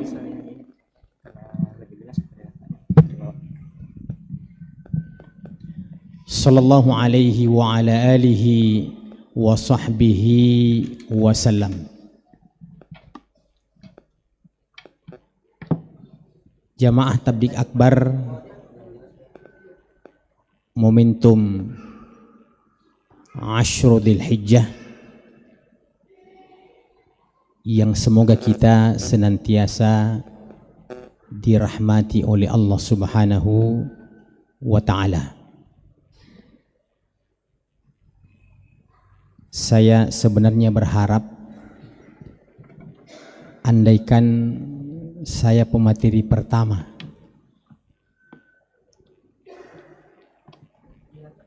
karena biasanya kalau orang makan tebu, bagi siapa yang belum tahu caranya makan tebu,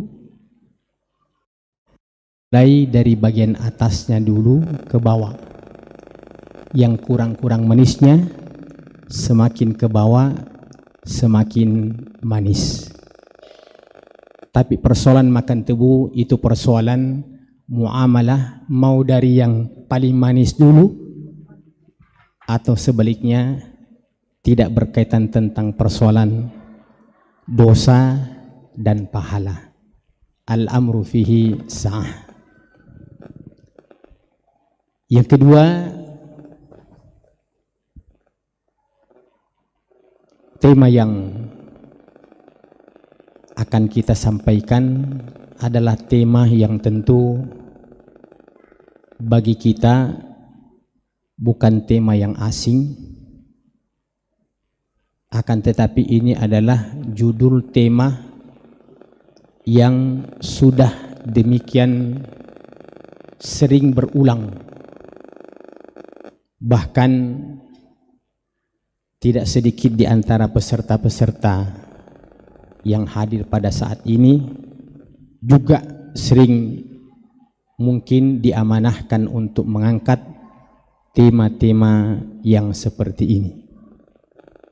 Kemarin hari Jumat, ya, tema yang kami angkat di salah satu masjid di Kabupaten Goa adalah tema yang diamanahkan kepada kami untuk kita sampaikan pada pagi hari menjelang siang ini, yaitu tentang persoalan keutamaan. Berbicara tentang keutamaan, ini sesungguhnya mengisyaratkan bahwa Allah Subhanahu wa ta'ala ingin menegaskan Rahman dan Rahimnya kepada kita hambanya, sehingga dalam amalan-amalan itu ada istilah keutamaan.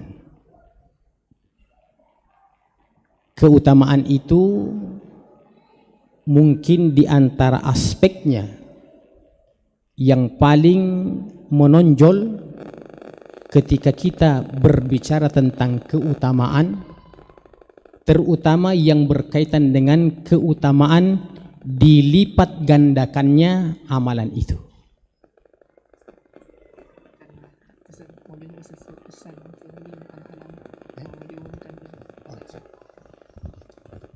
atau antum bukan? Sebentar. Bismillah, afwan, saya potong sebentar karena ada mobil berplat DD 1625 XBC yang memiliki mobil plat ber-DD tersebut, mungkin bisa ke bawah parkiran terlebih dahulu. Ya. Syukran jazakumullahu khairan. Baik. Kita lanjutkan bahwa ketika kita berbicara tentang keutamaan, maka salah satu di antara aspek yang terpenting dari keutamaan itu, terutama ketika kita mengatakan keutamaan amalan ini pada waktu ini, pada momentum ini, salah satu di antara aspek yang terpentingnya adalah di mana amalan-amalan itu dilipat gandakan nilainya oleh Allah Subhanahu wa ta'ala. Pertanyaan selanjutnya, kenapa ada istilah pelipat gandaan dalam kehidupan kita? Kenapa amalan itu tidak kita amalkan, kita tidak praktekkan, melewati yang normal-normal saja? Maksudnya bahwa kalau saya beramal dari sisi usaha saya adalah ganjarannya satu, yang normalnya itu tentu saya juga mendapatkan ganjaran yang satu. Saya beramal dua, saya mendapatkan ganjaran dua, dan seterusnya dan seterusnya. Akan tetapi dalam aspek keutamaan amalan itu,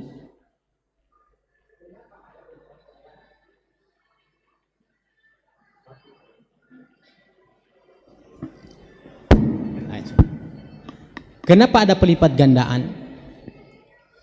Itu mengisyaratkan bahwasanya memang waktu kita untuk beramal ini adalah waktu yang sangat dibatasi, dan yang membatasinya adalah umur kita.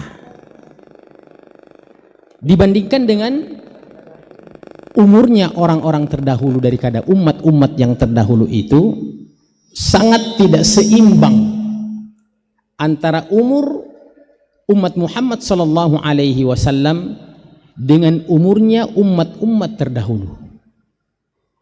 Kita ambil contoh saja, umpamanya Nabi Nuh alaihi salatu wassalam itu Allah memanfaatkan umurnya berdakwah di tengah-tengah umatnya itu, falabitha fi qaumihi alfasanatin illa khamsina aman. Nabi Nuh itu berada di tengah-tengah kaumnya, berdakwah, beramal, itu 950 tahun lamanya. Maka di sisi ini kita bisa komplain, loh, umurnya umat-umat terdahulu terlalu jauh dengan umur yang kita miliki. Tentu secara logika mereka diberikan umur yang panjang, tentu mereka dapat mengumpulkan banyak amalan-amalan karena panjangnya umur mereka. Sementara umur kita, kata Nabi sallallahu alaihi wasallam, a'maru ummati ma baina sittina was sab'in. Umur umatku ini kalau mau dirata-ratakan kisaran 60-70 tahun. Apa artinya umur kita ini dibandingkan dengan umurnya umat-umat terdahulu? Sementara Allah Subhanahu wa ta'ala tetap sebagai zat yang maha adil. Ternyata disinilah rahasia hikmah bagi umat Muhammad sallallahu alaihi wasallam. Ada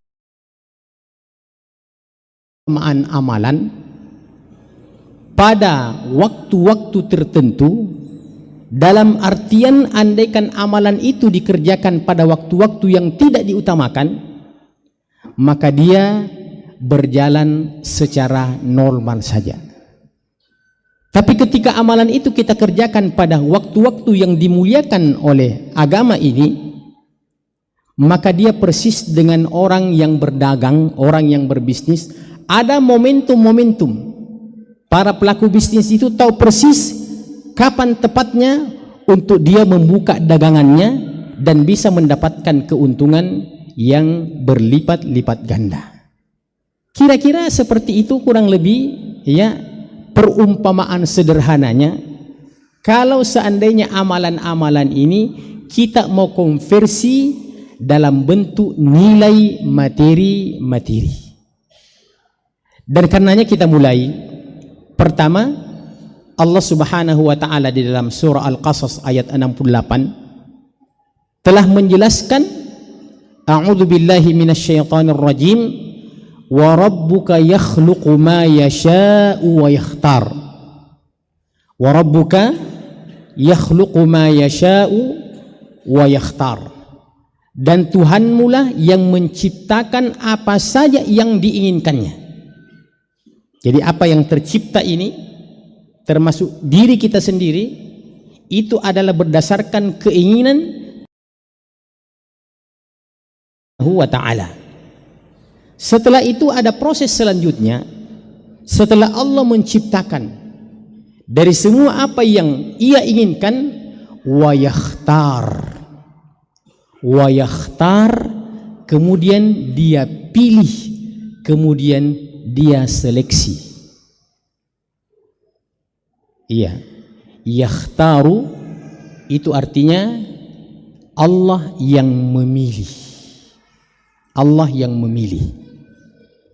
Maka manusia pilihan itu namanya mukhtar. Manusia pilihan itu namanya mukhtar. Pas seluruh saya ini, pas ada Haji Mukhtar, ya, di depan saya. Iya. Maka itu luar biasa. Mukhtar sama dengan Mustafa. Ada Pak Mustafa di sini. Jadi Mukhtar, Mustafa itu dari kata kerja ikhtara yakhtaru, istafa yastafi. Apa maksudnya Allah menyeleksi, memilih? Dari sekian waktu ini Allah pilih yang paling utama potongan-potongan waktu itu. Mulai dari satu hari satu malam ada potongan waktu yang paling utama yang tidak dimiliki oleh waktu-waktu yang lain. Yang ketika kita beribadah dan beramal di situ dilipat gandakan amalan-amalan kita, melebihi keutamaan pada waktu-waktu yang tidak disebutkan keutamaannya oleh Allah Subhanahu wa taala. Umpamanya Allah berfirman, wabil asharihum yastaghfirun wal mustaghfirina bil ashar. Ada orang-orang yang suka beristighfar, mohon ampun, pada waktu-waktu yang dipilih oleh Allah Subhanahu wa taala, yaitu waktu ashar, bentuk jamak daripada sahur, sepertiga akhir malam. Kenapa Allah kaitkan antara satu amalan istighfar dengan waktu sahur? Bukankah kita bisa memohon ampun pada kapan waktu saja, mau pagi, mau siang, mau sore, mau malam? Tapi disebutkannya amalan istighfar dan dikaitkan dengan waktu-waktu tertentu, menunjukkan waktu sahur itu memiliki keutamaan yang tidak dimiliki oleh waktu-waktu yang lain. Nabi sallallahu alaihi wasallam menyebutkan, khairu yaumin tala'at fihi syamsu yaumul jumu'ah. Sebaik-baik hari yang padanya terbit matahari. Kan tiap hari terbit matahari, Pak. Ya, tidak pernah tidak terbit matahari. Iya. Kata Nabi, sebaik-baik hari yang terbit matahari padanya yaitu yang bertepatan dengan hari Jumat. Maka pada akhirnya hari Jumat menjadi sayyidul ayyam, penghulunya seluruh hari-hari yang ada. Allah Subhanahu wa ta'ala menciptakan dalam satu tahun ada 12 bulan. Dan Allah pilih satu bulan di antaranya bulan yang termulia, yaitu Syahrul Ramadan.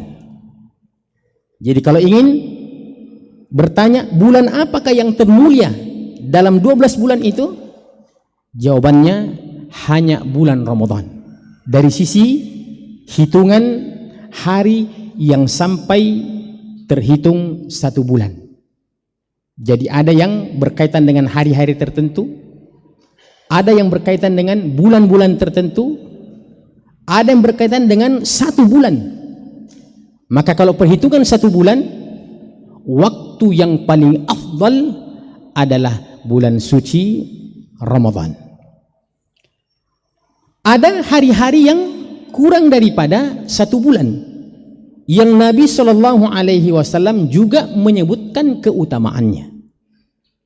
Salah satu di antara hari itu yang kurang dalam hitungan satu bulan, yaitu 10 pertama daripada bulan Dzulhijjah.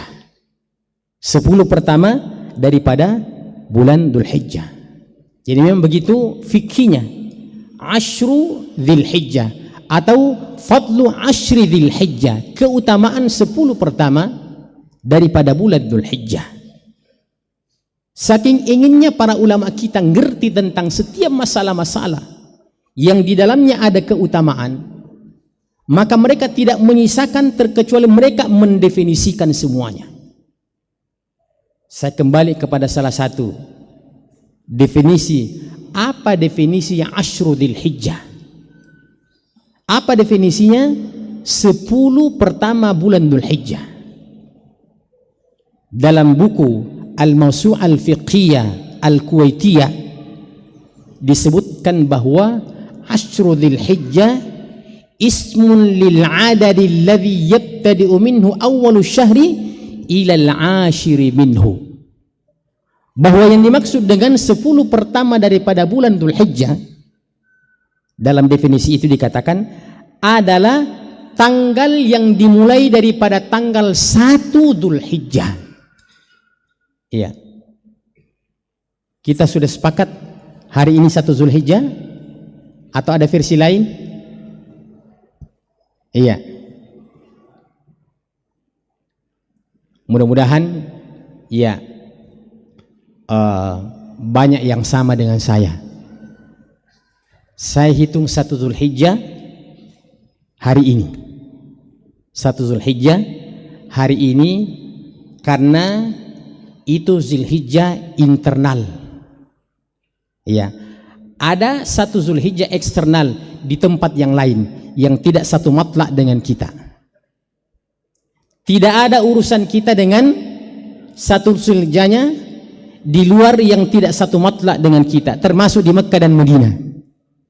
Itu salah satu fatwa di antara ulama. Tentu ada fatwa selain daripada ini, tapi sekedar kita menyebutkan karena ketika kita akan mengamalkan sesuatu kita harus mentarjih. Tidak mungkin kita katakan ya masing-masing saja Pak, mau hari Jumat kemarin mau hari ini. Tidak jadi kita punya ya arahan-arahan ini kalau tidak ada kesepakatan yang tidak menutup kemungkinan bahwa tentu saja ada pandangan-pandangan ya yang lain. Jadi Asyru Dzulhijjah itu adalah hari yang dimulai daripada tanggal 1 Dzulhijjah sampai tanggal 10 Dzulhijjah. Makanya dikatakan sebagai Asyru Dzulhijjah, 10 hari pertama daripada bulan Dzulhijjah. Maka kalau kita ingin mencari hari yang paling utama yang tidak cukup 1 bulan itu, maka hari yang paling afdal adalah 10 pertama daripada bulan Dzulhijjah. Sebagaimana yang diriwayatkan oleh Ibnu Abbas radhiyallahu taala anhuma. Beliau meriwayatkan bahwa Nabi sallallahu alaihi wasallam bersabda pada hadis yang demikian populer bagi kita, ma min ayyamin al-amalus salihu fihi habbu ila Allahi min hadhil ayyam. Tidak ada hari-hari yang paling istimewa untuk kita beramal. Ya.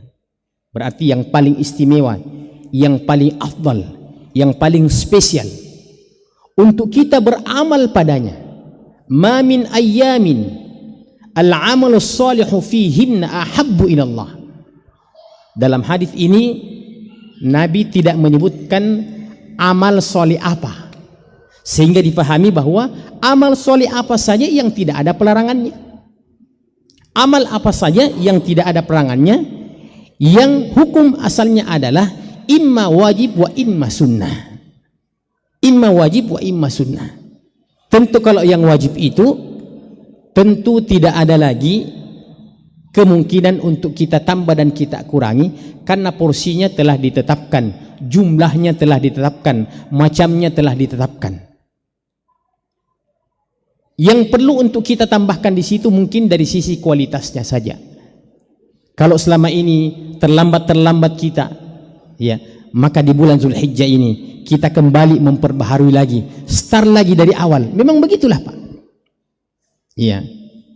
Baru berapa bulan yang lalu kita melewati bulan suci Ramadan, masuk bulan Syawal, masuk bulan Dzulqa'dah, ya. Andaikan kita menganalogikan itu kendaraan yang berjalan, maka mungkin kita bisa katakan kendaraan itu sudah mulai berkurang bensinnya. Iya. Kalau mulai berkurang biasanya di kilometernya itu langsung kuning. Nah, kondisi-kondisi seperti ini kita melewati dari bulan Ramadan yang tadinya full tangki, melewati berapa bulan ini kembali ya berkurang. Maka begitu masuk bulan Dzulhijjah, kita istilahnya singgah lagi di pompa bensin untuk mengisi full tangki biar kita berjalan lancar insya Allah. Itulah kemaha kasih sayang Allah Subhanahu wa ta'ala kepada hambanya. Lanjut daripada hadis itu, ma min ayyamin al-amalus salihu fihinna habbu ila Allah min hadhil ayyam. Tidak ada hari-hari yang paling afdal untuk kita memperbanyak amalan-amalan disyariatkan daripada hari-hari ini, yaitu 10 pertama daripada bulan Dzulhijjah. Saya baru saja membuka YouTube, ya, pas dapat Syekh Shalih Al Utsaimin rahimahullahu taala. Saya sudah biasa membaca tulisan beliau, tapi untuk lebih mantapnya lagi, ya, buka ya di YouTube, buka videonya, dengarkan langsung.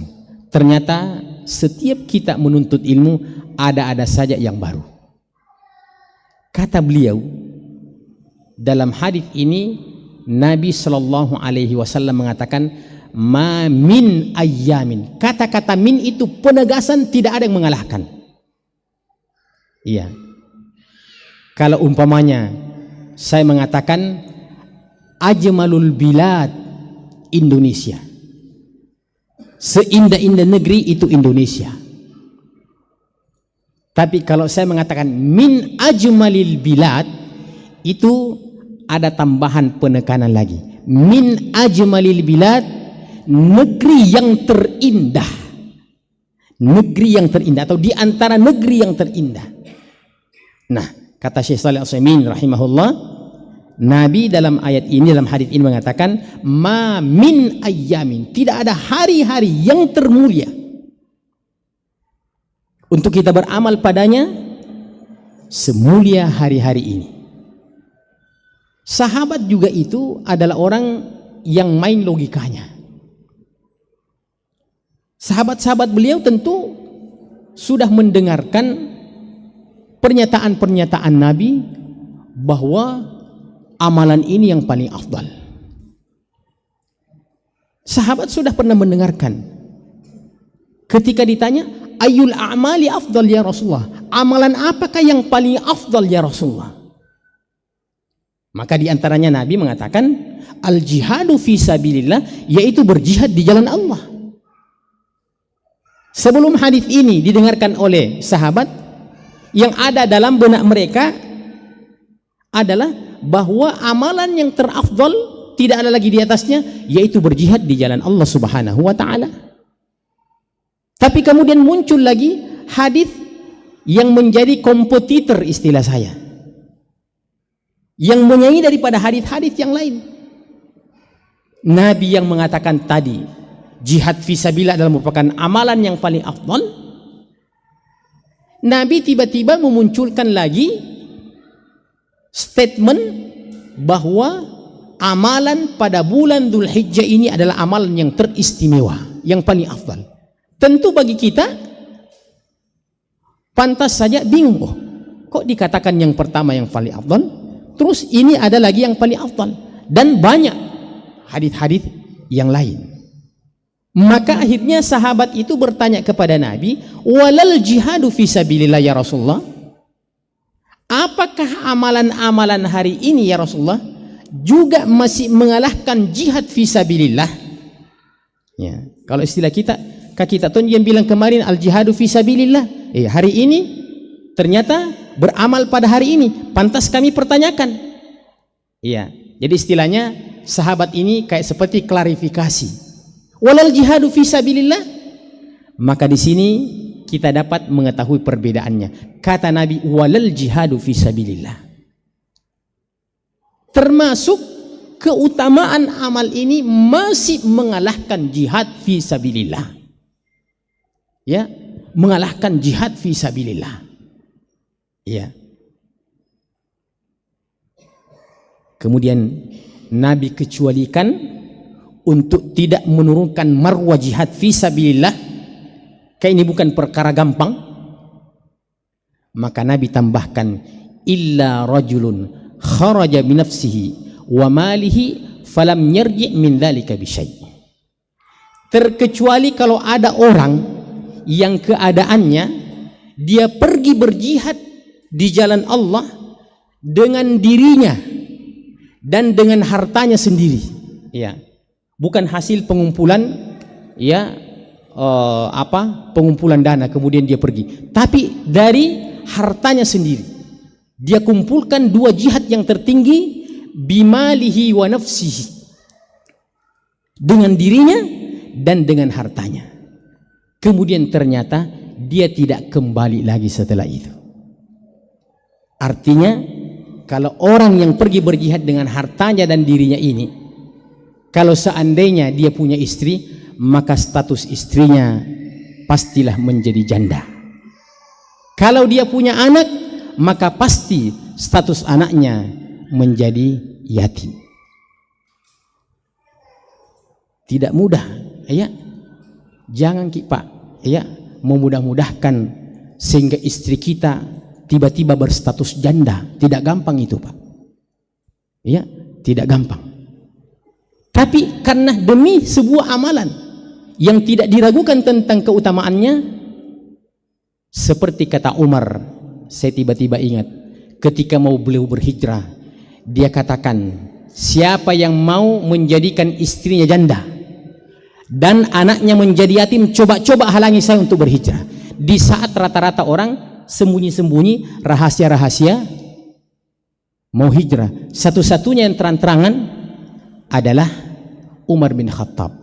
Maka siapa yang sama karakternya dan keberaniannya dengan Umar bin Khattab, di saat sebagian di antara kita ini sembunyi-sembunyi, ya, maka boleh dia menggunakan karakternya Umar, tapi bukan dalam kaitan hijrah, tapi mungkin dalam kaitan nambah lagi.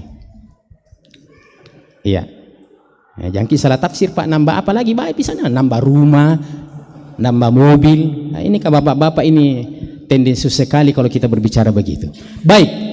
Jadi kata Nabi SAW, tidak ada lagi hari yang mengalahkan hari-hari ini. Muncul satu persoalan lagi, di mana Nabi SAW juga menyebutkan bahwa hari-hari yang paling afdal adalah 10 terakhir daripada bulan suci Ramadan.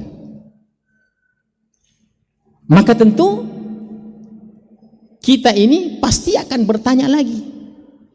Tadi dikatakan jihad fisabilillah, kemudian hari-hari ini sudah diklarifikasi, Nabi sudah kasih solusinya. Sekarang antara 10 pertama bulan Dzulhijjah dan 10 terakhir daripada bulan Ramadan sama memiliki dalil yang sangat kuat. Maka kata para ulama, begitu utamanya 2/10 ini, sehingga hampir-hampir tidak bisa kita mengkompromikan mana yang paling afdal. Andaikan dalam kehidupan kita ini ada istilah 2 yang paling afdal, maka 2/10 inilah yang kita katakan sama-sama nomor 1. Iya. Kan dalam kebiasaan kita tidak mungkin, biar bagaimana tetap harus ada yang nomor 2, ya, nomor 1, nomor 2, ya. Tidak ada sama-sama nomor 1. Nah, ini kira-kira contoh 10 hari, masing-masing 10 hari, 1/10 pertama dan 1/10 terakhir, yang merupakan hari-hari yang paling afdal, yang semuanya pada urutan pertama. Dan di antara bentuk kompromi yang paling bagus di antaranya apa yang disebutkan oleh Ibnu Qayyim Al-Jauziyah rahimahullahu taala dalam kitabnya yang berjudul Zadul Ma'ad.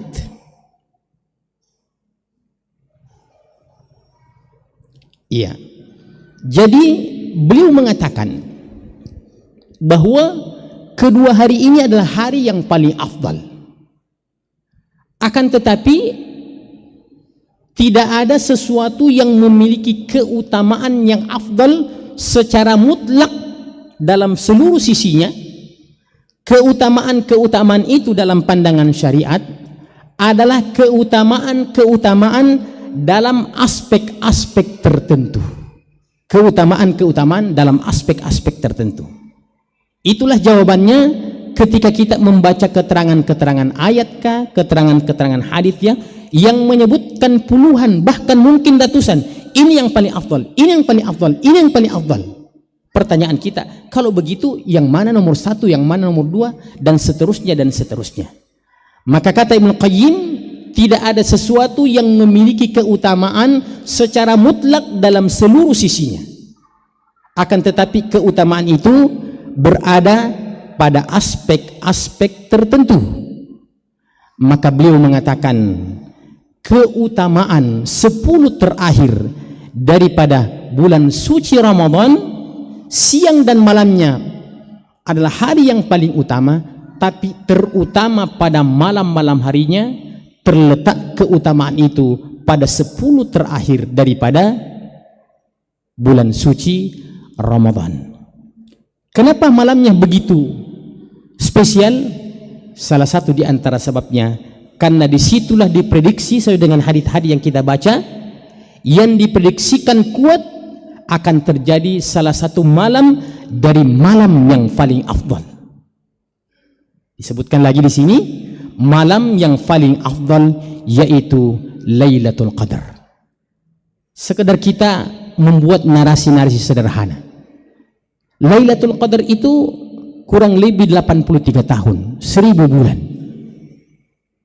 Jadi kalau kita ini memanfaatkan 10 kali Ramadan dan dapat Lailatul Qadarnya itu, memang beralasan untuk kita tidak keberatan kepada umat-umat terdahulu yang memiliki umur yang panjang.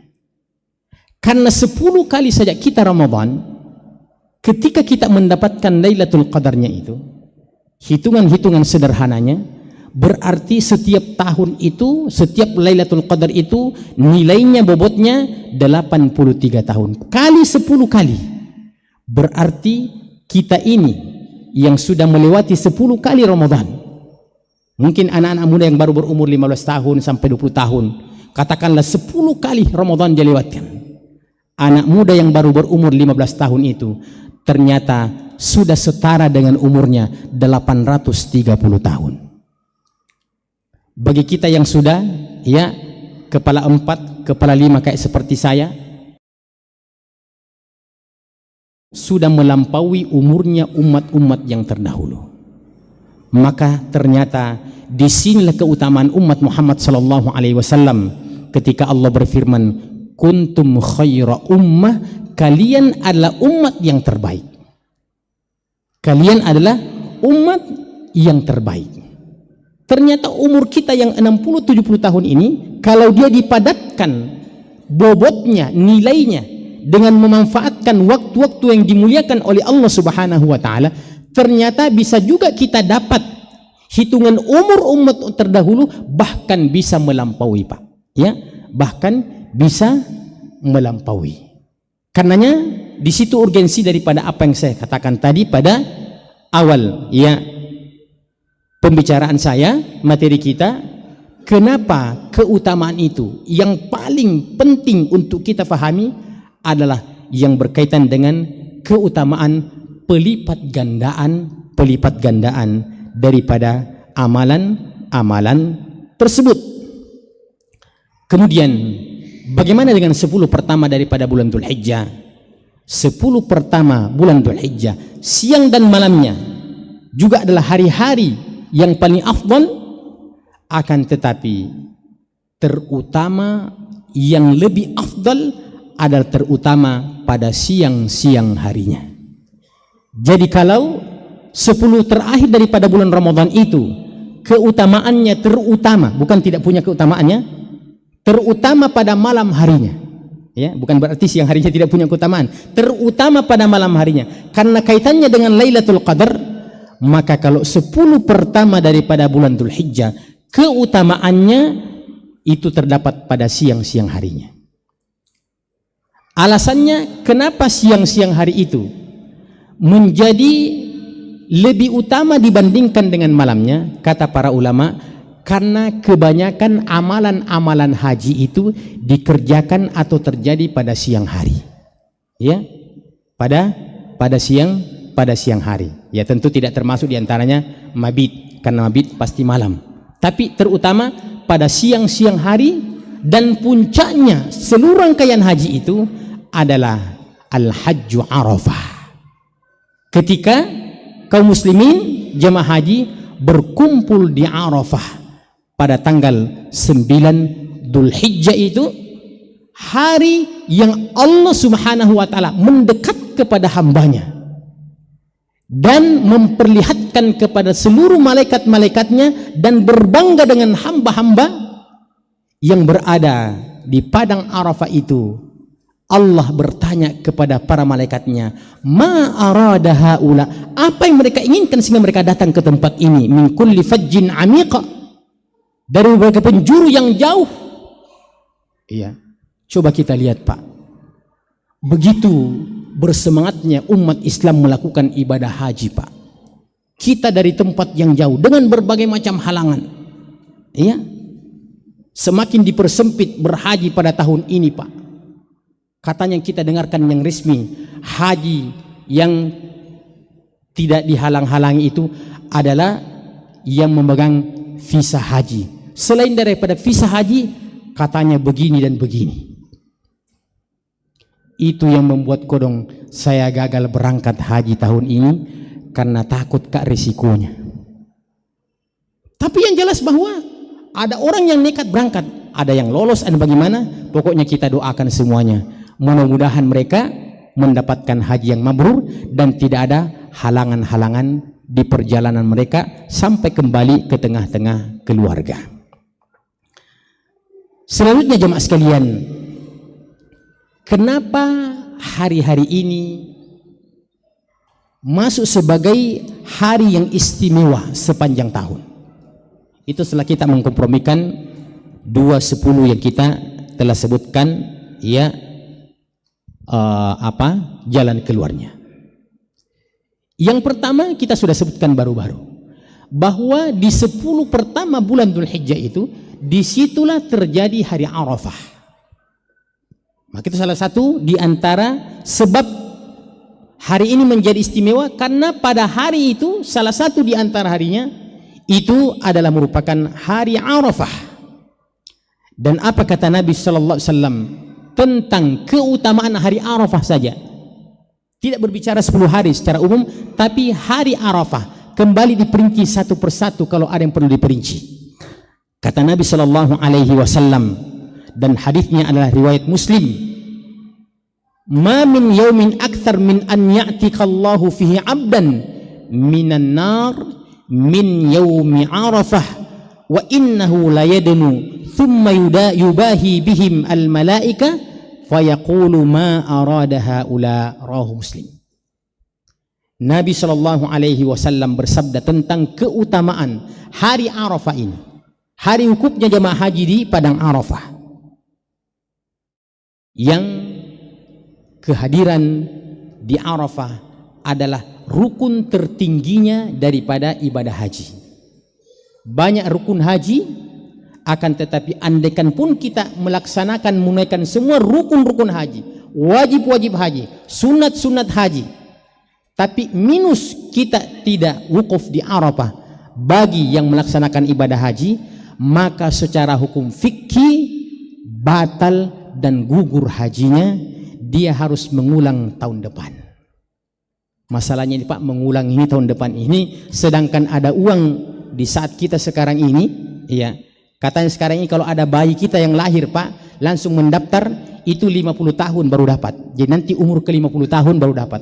Kalau saya lebih baik cari lahan untuk berbisnis daripada tunggu 50 tahun itu, ya, yang belum ada kepastian. Ya, bercanda saja. Ma min yaumin aktsaru min an ya'tiqallahu fihi 'abdan minan nar min yaumi Arafah. Tidak ada hari yang Allah pilih paling banyak hamba-hambanya yang dibebaskan dari api neraka daripada hari Arafah.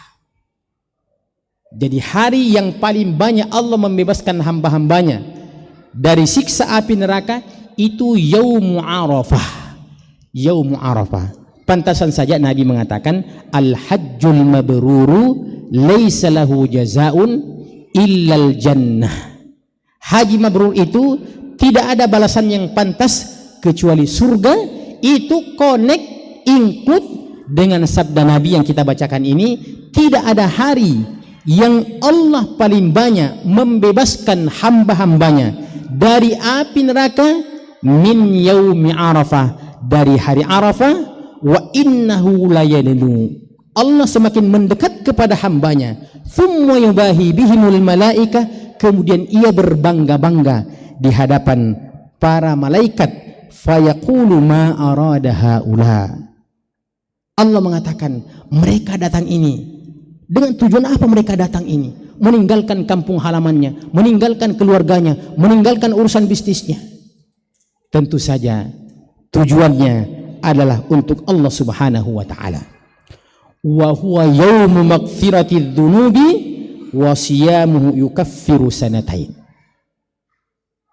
10 pertama daripada Dzulhijjah, di antaranya di dalamnya ada hari Arafah yang kita sudah sebutkan keutamaannya tadi.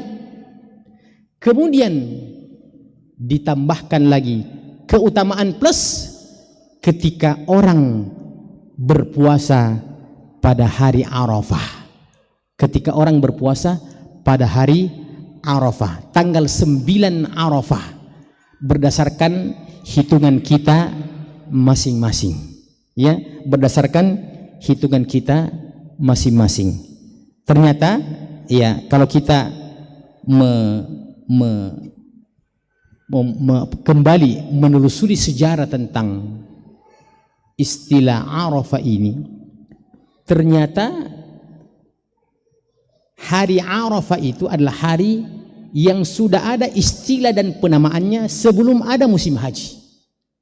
Ya, sebelum ada musim haji. Dan Nabi, ya, di Madinah sebelum, karena Nabi SAW ketika di Mekah belum disyaratkan ibadah haji. Nabi bertahun-tahun di kota Madinah, setiap tanggal 9 Dzulhijjah beliau berpuasa dengan istilah puasa hari Arafah sebelum ada haji. Sebelum ada haji. Maka ini salah satu di antara argumen ya orang yang berpijak pada tanggalnya di tempat masing-masing. Jadi Nabi berpuasa tanggal 9 berdasarkan tanggalnya di Madinah pada waktu itu. Terserah orang Mekah mau hitungan berapa, yang jelas di Madinah adalah terhitung tanggal 9. Maka kalau kita kiaskan, terserah mau di mana, mau dihitung tanggal 9, yang jelas berdasarkan ru'ya kita di sini hari ini tanggal 1. Beberapa hari ke depan berarti tanggal 9 Dzulhijjah. Siyamu yaumi Arafah yukaffiru sanatal madiyah wal baqiyah. Puasa sehari di hari Arafah itu tanggal 9 Dzulhijjah, kata Nabi, menghapuskan dosa setahun yang lalu dan setahun yang akan datang. Kata para ulama dalam fikihnya hadis ini, yang pertama, ada yang mengatakan bahwa yang dimaksud dengan pengampunan di sini, yang masuk dalam wilayah diampuni adalah dosa-dosa kecil. Adalah dosa-dosa kecil. Karena Nabi bersabda, as-salawatul khamsu wal jumu'atu ilal jumu'ati wa ramadhan ila ramadhan mukaffiratun lima bainahunna idza ijtunibatil kaba'ir. Antara salat 5 waktu, antaranya duhur, asar maghrib, ini antaranya ini. Kemudian antara Jumat dengan Jumat berikutnya 1 pekan. Kemudian antara Ramadan dengan Ramadan berikutnya berarti 12 bulan. Mukaffiratun lima bainahunna. Salat 5 waktu yang kita lakukan ini, Jumat yang kita lakukan ini, Ramadan yang kita lakukan, antara Ramadan dengan Ramadan, mukaffiratun, penghapus dosa. Dengan syarat idzajtunibatil kabair, dengan syarat apabila ditinggalkan dosa-dosa besar. Maka pendapat yang pertama ini itu dalilnya bahwa yang dimaksudkan adalah dosa-dosa kecil. Hadis yang kita sebutkan tadi. Yang kedua, yang sedikit membantah yang pertama, walaupun ada hadis itu yang mengatakan mukaffiratun lima baihunna idza ijtunibatil kaba'ir, tapi ini kan kata kelompok yang kedua ini lafadznya lafadz am, redaksinya am. Siyami yaumi Arafah yukaffiru sanatal madiyah wal baqiyah. Puasa sehari ini tanggal 9 Dzulhijjah menghapuskan dosa setahun yang lalu dan dosa setahun yang akan datang. Kata mereka, dalam hadis ini jelas-jelas redaksinya adalah lafdzun am. Redaksinya bersifat umum, maka lebih baik kita memahami secara umum bahwa insya Allah dengan puasa Arafah itu kita berharap, dan memang Allah senang kalau kita berharap kepadanya. Iya. Yang mana kira-kira kalau kita katakan, ya, hadis ini kira-kira 2 opsi. Opsi pertama, dosa kecil saja, ya. Atau opsi kedua, semua dosa. Yang mana kita pilih? Ya, pasti yang kedua, Pak. Pasti yang kedua. Ditambah adalah ana inda dhanni abdi bi. Saya ini tergantung dari perasaan hambaku. Jadi kalau saya secara pribadi mengikuti pendapat yang kedua ini, kita berbaik sangka kepada Allah Subhanahu wa taala dengan puasa Arafah itu benar-benar diampuni dosa kita oleh Allah Subhanahu wa taala, ya, baik yang kecil maupun yang besar. Kemudian yang kedua, kenapa hari-hari ini merupakan hari yang istimewa? Karena hari itu yang 10 ini adalah di dalamnya terdapat Yaumun Nahri wa Yaumul Qarri. Yaumun Nahri wa Yaumul Qarri. Ya. Karena di 10 pertama ini tadi sudah disebutkan di dalamnya ada hari Arafah tanggal 9. Kemudian di hari itu juga ada masuk di dalamnya Yaumun Nahr. Apa itu Yaumun Nahr? Yaitu pada hari haji tanggal 10, di saat kita melaksanakan Idul Adha di berbagai penjuru dunia. Iya, yang merupakan hari yang bertepatan selesai kita sholat, kita menyembelih hewan-hewan kurban kita pada hari itu. Dan dia berkaitan dengan sejarah yang sungguh monumental, yaitu sejarah satu keluarga, Ibrahim, Ismail, Hajar alaihimus salatu wassalam. Bayangkan begitu diagungkannya haji ini jamaah sekalian, sehingga banyak di antara simbolis pelaksanaan ibadah haji itu terkait dengan sejarah Nabi Ibrahim alaihissalatu wassalam. Kita umpamanya melontar jamrah di Mina, itu ada kaitannya dengan sejarah Nabi Ibrahim dengan Ismail, ya, katanya melempar setan, ya, maka diabadikan, disimboliskan. Kita ada sa'i Safa dan Marwah, itu juga kejadian yang terjadi pada keluarga Nabi Ibrahim alaihissalatu wassalam, ya.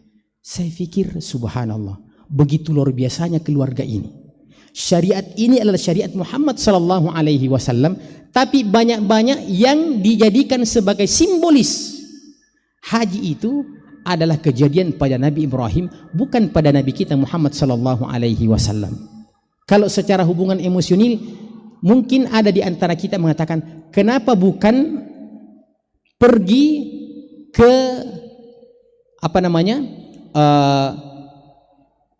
ke gua, ya, tempat turunnya wahyu pertama, Ghar Hira, ke gua Hira. Kenapa itu tidak masuk salah satu di antara rangkaian haji? Padahal yang terjadi ini adalah pada diri Nabi sallallahu alaihi wasallam, menunjukkan bahwa syariat itu adalah ma qala Allahu wa ma qala rasuluhu sallallahu alaihi wasallam. Dan hari nahar ini juga merupakan hari yang istimewa. Nabi bersabda, a'zamul ayyami indallahi ta'ala yaumun nahri thumma yaumul qarri. Hadis riwayat Abu Dawud, dan hadisnya hadis yang sahih. Kata Nabi, hari yang paling agung di sisi Allah Subhanahu wa taala yaitu yaumun nahr, hari Idul Adha, thumma yaumul qarri, kemudian hari al-qar, yaitu sehari setelahnya, yaitu tanggal 11, ya, Dzulhijjah, namanya yaumul qarri karena pada saat itu jamaah haji yang sudah pulang dari Arafah, sudah melewati Musdalifah, itu sunnahnya menginap di malam-malam harinya di Mina. Maka dikatakanlah sebagai yaumul qarri li'annal muslimina yastaqirruna, mereka berdiam di tempat itu. Kemudian selanjutnya jamaah sekalian, kita simpulkan. Kalau demikian, ya, tentu masih ada yang saya belum sebutkan satu persatu. Dapat kita simpulkan bahwa 10 pertama daripada bulan Dzulhijjah ini adalah hari-hari yang paling banyak momentum-momentum ibadahnya. Adalah pada hari yang paling banyak momentum-momentum ibadahnya. Ya. Kalau 10 terakhir daripada bulan Ramadan, di antara momentum yang luar biasa adalah karena terjadi Lailatul Qadar. Tapi 10 pertama daripada bulan Dzulhijjah terlalu banyak momentum-momentum ibadah yang terjadi di situ, sehingga para ulama mengistilahkan Ashru Dzulhijjah ummahatul ibadah. Ya, Ashru Dzulhijjah ummahatul ibadah. 10 pertama bulan Dzulhijjah adalah merupakan induknya ibadah-ibadah yang kita inginkan dan yang kita butuhkan. Di mana di situ kita memperbanyak salat, kita memperbanyak puasa, kita memperbanyak sedekah, ya, berhaji, dan ibadah-ibadah yang sebahagian di antaranya tidak terjadi pada hari-hari yang lain. Terutama pelaksanaan ibadah haji, tidak ada waktu untuk kita melaksanakan ibadah haji itu terkecuali pada hari yang berkaitan Ashru Dzulhijjah. Kemudian jamaah sekalian, setelah kita menyebutkan amalan-amalan itu secara umum, amalan apa saja? Karena hadisnya datang dalam bentuk redaksinya umum. Ma min amalin, ya, al-amalus salihu ahabbu ilallahi fihinna min hadhil ayyam.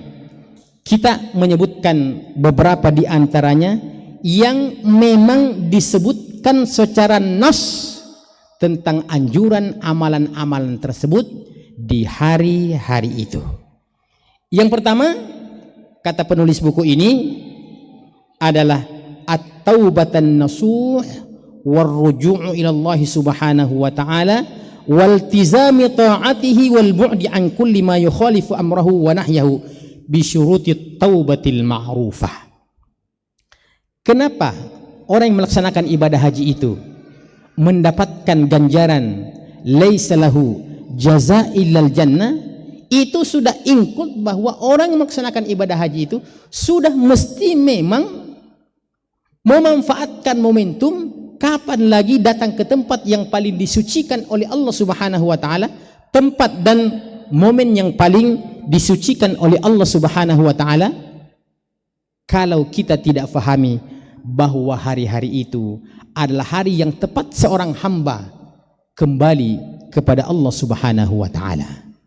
Allah berfirman ketika menyuruh kita kembali kepadanya, fafirru ilallah, berlarilah engkau menemui Allah subhanahu wa ta'ala. Allah berfirman, wa tubu ilallahi jami'an ayyuhal mu'minuna la'allakum tuflihun. Dan di antara amalan-amalan yang disebutkan secara nas, ya walaupun kita sudah sebutkan, tapi dzukira li ahamiyat, disebutkan ulang karena demikian pentingnya, yaitu bagi siapa di antara kita yang diberikan kemudahan dan kemampuan oleh Allah subhanahu wa ta'ala untuk melaksanakan ibadah haji, yang memang juga salah satu di antara rukun Islam, ditambah dengan motivasi-motivasi keutamaan 10 pertama daripada bulan Dzulhijjah. Kata Nabi sallallahu alaihi wasallam ketika ditanya, ya Rasulullah, ayyul amali afdal? Qala imanun billahi wa rasulih. Qila thumma madha? Qala al jihadu fi sabilillah. Qila thumma madha? Qala hajjun mabrur. Jadi Nabi menyebutkan memang itu teksnya dalam kaitannya dengan keutamaan 10 pertama daripada bulan Dzulhijjah. Tapi jamaah sekalian, saya ingin menambahkan sedikit bahwa ya ini berdasarkan perenungan-perenungan pribadi saya, tadabbur ya pribadi saya, bahwa ternyata di dalam kewajiban-kewajiban kita ini memang ada amalan yang sifatnya ideal. Kalau tidak ada halangan, tidak ada udzur, maka usahakan itu yang menjadi target utama. Itu menjadi target utama. Nah, tentu untuk menggugurkan kewajiban kita, ya, yaitu rukun Islam yang kelima, tentu memang secara fisik kita harus berangkat ke sana melaksanakan ibadah haji. Iya, tapi saya menemukan, dan kita semuanya tahu itu, ternyata ada amalan-amalan yang menjadi kompensasi ketika mungkin ada di antara kita yang mencita-citakan yang ideal itu ternyata belum mampu untuk melakukannya, atau karena ada aspek-aspek lain yang menyebabkan kita tidak melakukannya. Bukankah Nabi Shallallahu Alaihi Wasallam menyebutkan bahwasanya siapa yang bersuci di rumahnya, kemudian dia pergi sholat subuh di salah satu masjid di sekitar lingkungannya, kemudian dia sholat subuh, kemudian setelah itu dia duduk-duduk berzikir, ya, termasuk diantaranya zikir itu adalah bisa dimasukkan contohnya ceramah, karena di situ ada ayat, ada hadis yang disebutkan, ya. Kemudian di saat terbit matahari, kemudian setelah itu dia sholat sunat 2 rakaat yang istilah kita sholat syuruk, maka pahalanya seperti haji dan umrah, seperti haji dan umrah. Itu yang saya katakan bahwa ada amalan-amalan yang menjadi kompensasi ketika kita tidak bisa melakukan yang ideal. Ternyata ada amalan-amalan pengganti yang disebutkan oleh Nabi Sallallahu Alaihi Wasallam. Contoh yang lain, Nabi menyebutkan tentang keutamaan suratul Ikhlas. Suratul Ikhlas, Qul huwallahu ahad. Nabi mengatakan, innaha ta'dilu thulutsal Quran. Surah Al-Ikhlas itu menyamai dengan sepertiga atau menandingi sepertiga daripada Al-Quran. Kalau haji tadi bentuk kompensasinya supaya kita bisa dapat mirip-mirip melaksanakan ibadah haji, yaitu dengan sholat syuruk. Adapun tentang keutamaan surah Al-Ikhlas ini, saya belum mendapatkan pendapat seorang ulama yang mengatakan siapa yang sudah baca surah Al-Ikhlas lewati sepertiga, tinggal 2/3 mami kau lanjutkan. Ya, saya belum pernah mendapatkan penjelasan. Tapi maksudnya begitu agungnya surah ini sehingga dipersamakan sepertiga Al-Quran. Kenapa? Karena kata para ulama, Al-Quran ini kalau kita mau bagi 3, sepertiganya itu adalah kisah. Sepertiganya adalah hukum-hukum yang boleh, yang tidak boleh, yang halal, yang haram, ya. Dan sepertiganya adalah tentang tauhid.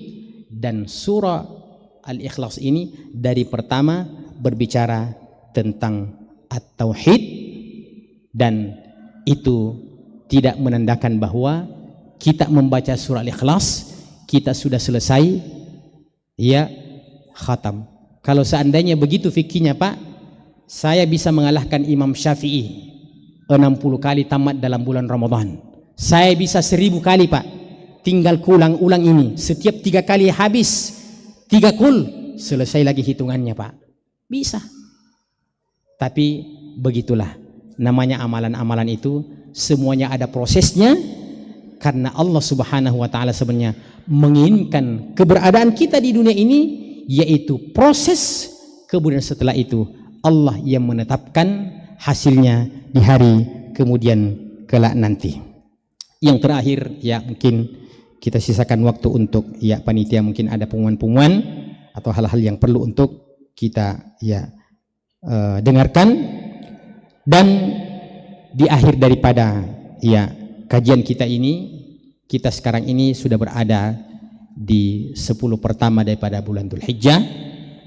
Maka salah satu di antara hal yang kita ingin ingatkan pertama kepada diri saya dan kepada kita sekalian, insya Allah, ya, kalau saya melihat ini rata-rata yang hadir ini orang-orang yang sudah punya kambing dan sapi semuanya, ya, kalau saya lihat-lihat ini, iya.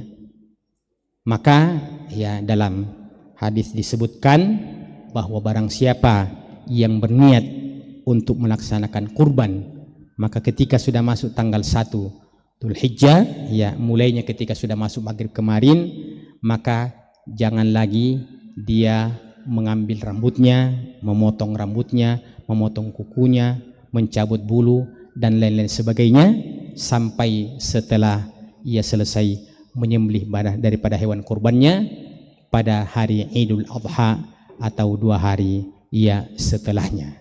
Saya ingin menyebutkan salah satu di antara hikmah yang saya pernah dengarkan dari salah seorang ustadz, bahwa kenapa kita ini dilarang untuk memotong, ya, kuku, memotong rambut, ya, khalqul ana, ya, bulu ketiak dan yang sempurna yang kita potong pada hari-hari yang dianjurkan. Sekarang ini orang-orang yang melaksanakan ibadah haji, iya, terutama yang baru akan melewati miqat, mereka akan memulai dengan start daripada miqat makani, miqat tempat start dari sisi tempat, Maka di saat itu mereka sudah dalam keadaan ihram. Maka mereka namanya muhrim.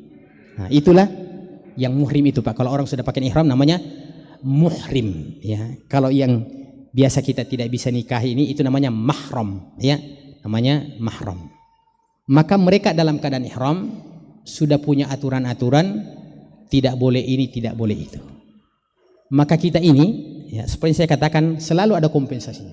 Kita ini tentu andaikan pergi berhaji itu Pak ya. Apalagi saya Pak ini sudah jadi visaku terus tidak jadi pergi. Bisa dibayangkan itu saya punya apa itu? Ya, kerinduan hati itu. Bagaikan bapak makan coto ikan bakar terus saya lihat-lihat, meti elokku kasih. Iya. Tapi ya tidak bisa dipaksakan. Qaddarallahu wa masya'a fa'al. Maka ternyata kita yang berada di wilayah yang bukan wilayah haji ini, ketika kita mau berkurban, ya aturan-aturan itu ada larangan-larangan. Itu mirip-mirip dengan kita, dengan saudara kita yang melaksanakan ibadah haji. Jadi kayak tong kita ini lagi ihram, ya, tapi bukan ihramnya, mirip-mirip ihram. Atau mungkin kalau saya bisa buatkan istilah, tapi mudah-mudahan tidak dikembangkan istilah. Ini kira-kira ihram KW, ya istilah saya kira mirip-mirip ihram. Kita tidak pergi haji, tapi kita juga tidak boleh melaksanakan hal-hal yang dilarang oleh jemaah haji. Jadi ada kemirip-miripan. Ketika orang ihram itu tidak boleh mencabut bulu, ya, tidak boleh mencukur rambut, tidak boleh pakai wangian. Kalau kita bisa pakai wangian, ya, boleh juga itu yang satu, yang inti kalau mau, ya, mudah-mudahan paham. Sementara orang jemaah haji itu tidak boleh semuanya itu. Maka selalu ada kompensasinya dalam agama ini. Hikmahnya mudah-mudahan ini juga pertama kita mendapatkan keutamaan hajinya orang yang berhaji, kemudian mudah-mudahan ini juga menjadi doa bagi kita agar Allah Subhanahu wa taala memudahkan kita, terutama yang belum menunaikan ya rukun Islam yang kelima ini. Demikian apa yang bisa kita sampaikan. Tentu masih banyak hal-hal yang perlu untuk kita jelaskan, namun kita tidak sempat menjelaskannya disebabkan karena sempitnya waktu, dan insya Allah apa yang kita sampaikan ini tidak ada sesuatu yang baru, dia merupakan pengulaman takkid saja, karena kita semuanya ini pada dasarnya wadzakir fa inna dzikra tanfa'ul mu'minin. Kita saling mengingatkan, kita bukan mengajar, tapi cuma saling mengingatkan antara satu dengan yang lain, karena pernyataan itu bermanfaat bagi orang-orang yang beriman. Subhanakallahumma bihamdika asyhadu an la ilaha illa anta astaghfiruka wa atubu ilaik wa akhiru da'wana alhamdulillahirabbil alamin. Wassalamu alaikum warahmatullahi wabarakatuh.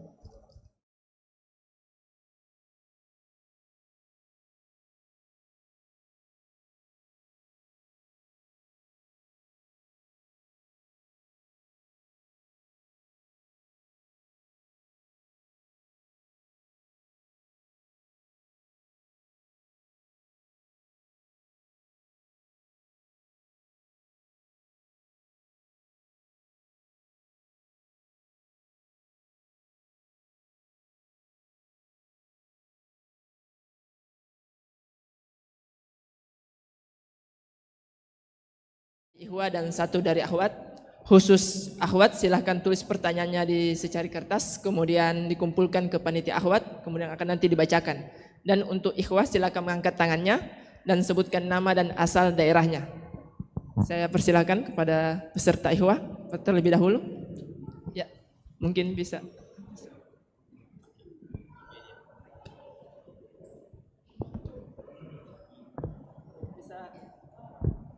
Bisa ke depan.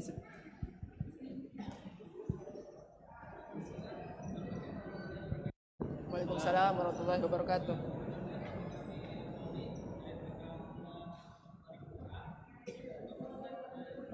Bisa maju-maju lagi. Kurang-kurang ya.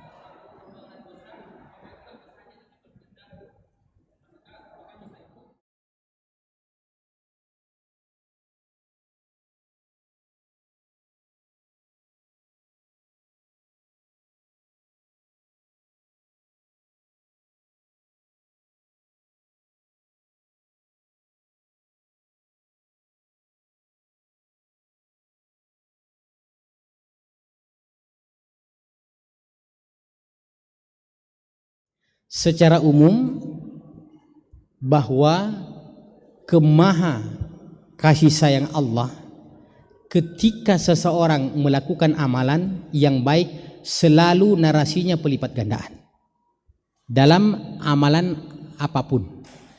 Tapi ketika seseorang melakukan dosa, maka andaikan dosa itu ya secara hitungan matematikanya terhitung 1, maka dia cuma dicatat sebagai 1 dosa. Itulah kemahaadilan dan kemaha kasih sayang Allah Subhanahu wa ta'ala. 1. Kemudian yang kedua, ketika kita berbicara tentang pengampunan dosa ini dan kita faham, maka dalam perjalanan kita ke depan ini sangat memungkinkan untuk kita terjatuh kepada dosa dan kesalahan. Sangat memungkinkan. Terutama dosa-dosa yang kita tidak rencanakan, terus kita terjatuh di situ, kita terjebak. Maka terutama dosa inilah yang menjadi peluang daripada pengampunan yang dijanjikan oleh Nabi dalam hadis ini. Yang ketiga, ketika seseorang sudah belajar tentang ilmunya keutamaan sesuatu, saya rasa insya Allah tidak ada di antara kita yang secara sengaja mau berniat bilang, wah ini ada kesempatan untuk saya berbuat dosa, insya Allah saya rencanakan tanggal sekian saya mau berbuat dosa, karena saya insya Allah di cover oleh puasa tanggal 9 Dzulhijjah. Ya, itu hanya orang yang membaca tafsir jalan lain itu yang punya pemahaman begitu. Ya, yang sering kita baca itu ada namanya tafsir Jalalain. Ada tafsir Jalalain. Baca itu. Tafsirnya Imam As-Suyuti. Ya, kalau ada punya pemahaman begitu, berarti dia bukan baca tafsir Jalalain, tapi dia baca tafsir Jalan Lain.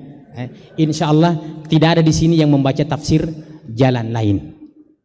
Kemudian yang keempat, ya, kutambahi apa yang kita tidak minta.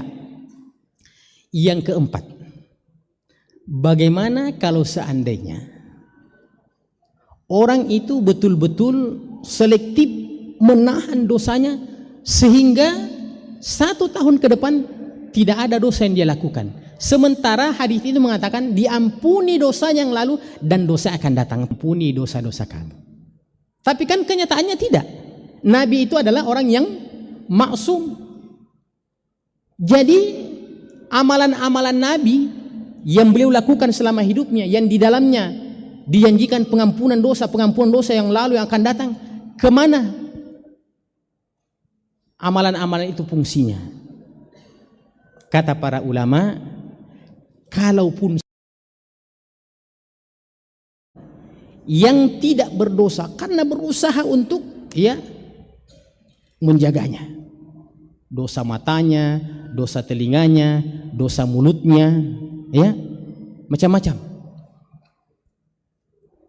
dan dia melaksanakan amalan-amalan yang di dalamnya ada pengampunan, maka berubah pengampunan menjadi pengangkatan derajat. Berubah pengampunan menjadi diangkat derajatnya oleh Allah Subhanahu wa ta'ala. Jadi fungsi daripada amalan itu bukan lagi mengampuni dosanya, tapi diangkat derajatnya oleh Allah Subhanahu wa ta'ala. Apa dalilnya? Dalilnya adalah firman Allah yang ditujukan kepada Nabi, fatahajjad bihi nafilatan laka asa ayyab'atsaka rabbuka maqaman mahmuda. Wahai Muhammad, bangunlah engkau bertahajud. Iya, saya kalau menyebut ini tahajud ku sebut, tapi malu kak Pak? Malu kak karena ku sebut itu, tapi kembali pada diri saya deh. Sebut tahajud, bagaimana dirimu tentang tahajud itu wahai Bahrul? Maka mudah-mudahan ini menjadi pelajaran bagi kita semua. Ya, bukan berarti bahwa saya ini ahli ibadah, saya tidak menyebutkan kata tahajud itu. Mudah-mudahan menjadi motivasi bagi kita semua. Fatahajjad bihi nafilatan lak. Menjadi orang yang bertahajudlah engkau, bangunlah engkau di malam hari. Bertahajud wahai Muhammad nafilatan laka. Ingat, fikih daripada ayat ini, nafilah itu bukan maksudnya solat nafilah. Karena bagi Nabi solat malam itu hukumnya wajib. Ya ayyuhal muzammil qumil laila illa qalila. Itu dalilnya.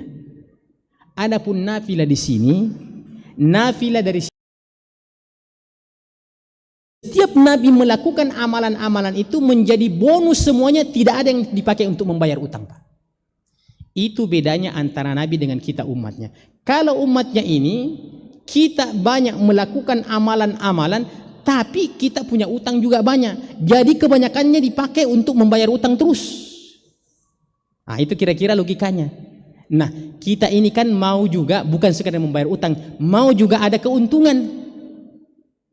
Maka keuntungan itu andaikan kita selektif untuk menjaga diri kita, ya, untuk tidak berdosa itu tidak mungkin lah. Tapi paling tidak ya mengurangi, ya, meminimalkan daripada dosa itu, insya Allah amalan-amalan kita itu akan menjadi nafilah tambahan. Dan itulah makna daripada asa ayyab'atsaka rabbuka maqaman mahmuda. Semoga Allah akan membangkitkan engkau dan menempati suatu maqam yang terpuji. Itu diangkat derajatnya oleh Allah Subhanahu wa taala. Jadi hitungan-hitungannya sebenarnya sederhana. Kita dalam beramal ini, ya, banyak amalan, banyak dosa, ya bayar utang saja. Ya, untung-untung kalau yang kita bayar utang itu cukup, Pak. Yang jadi masalah itu kalau lebih banyak utang kita dibandingkan dengan pembayaran kita, maka menjadilah kita orang yang berutang. Istilah hadisnya muflis. Ya, atadruna mal muflis? Tahukah orang yang bangkrut itu? Ya, kita sudah tahu hadisnya, yang datang hari kiamat dengan seabrek amalan-amalan, tapi terlalu banyak orang yang dizalimi. Akhirnya orang yang dizalimi itu datang mengambil amalan-amalannya. Ya, kalau saya ini, Pak, biar terus terang saya bilang, karena belum diangkat menjadi wakil presiden, ya, Gibran yang saya mau tuntut. Kenapa kau bisa jadi wakil presiden? Nah, ada saya juga yang mirip-mirip dengan umur Anda tapi tidak jadi wakil presiden, saya punya anak. Wassalamualaikum warahmatullahi wabarakatuh. Ya, kita beralih ke pertanyaan akhwat. Amalan-amalan selain berpuasa dan berhaji bagi wanita yang haid di hari 10 hari pertama Zulhijjah. Iya. Jadi betul. Ini pertanyaan bagus juga. Kita kan ini mau beramal. Tapi bagi ibu-ibu kita tentu ada momen-momen yang bukan boleh tidak melakukan itu, tapi tidak boleh melakukan itu. Pemanya sholat, ya, di saat haid, ya, bukan tidak boleh, bukan boleh tidak, memang tidak boleh, haram, ya. Kalau dia melakukan itu dalam keadaan datang bulan itu, berdosa dia, ya. Jadi tidak boleh dia sholat, ya, tidak boleh sholat sunat, bahkan tidak boleh masuk ke dalam masjid, dan seterusnya dan seterusnya. Kita katakan bahwasanya amalan ini dalam kehidupan ini terlalu banyak, Pak. Amalan kita dalam kehidupan ini terlalu banyak. Ketika di satu pintu ini mungkin ada halangan, kita bisa pindah pada pintu-pintu yang lain. Dan kita niatkan bahwa dalam kehidupan kita ini melaksanakan dan meninggalkan dua-duanya adalah ibadah. Melaksanakan dan meninggalkan dua-duanya adalah ibadah. Jadi ibu-ibu yang meninggalkan sholat karena datang bulan itu dianggap sementara beribadah. Namanya ibadah meninggalkan. Ya, tidak boleh berpuasa. Itu dia sementara beribadah. Ibadah tidak boleh puasa. Karena yang menetapkan itu adalah Allah Subhanahu wa taala, dan tentu andaikan Allah Subhanahu wa taala membedakan antara laki dan perempuan dari sisi itu, ya, artinya perempuan menjadi orang-orang yang lebih dibawa tingkatan surganya disebabkan karena halangan-halangan itu, maka pasti Allah Subhanahu wa taala tidak adil dan tidak mungkin itu yang menjadi penyebabnya.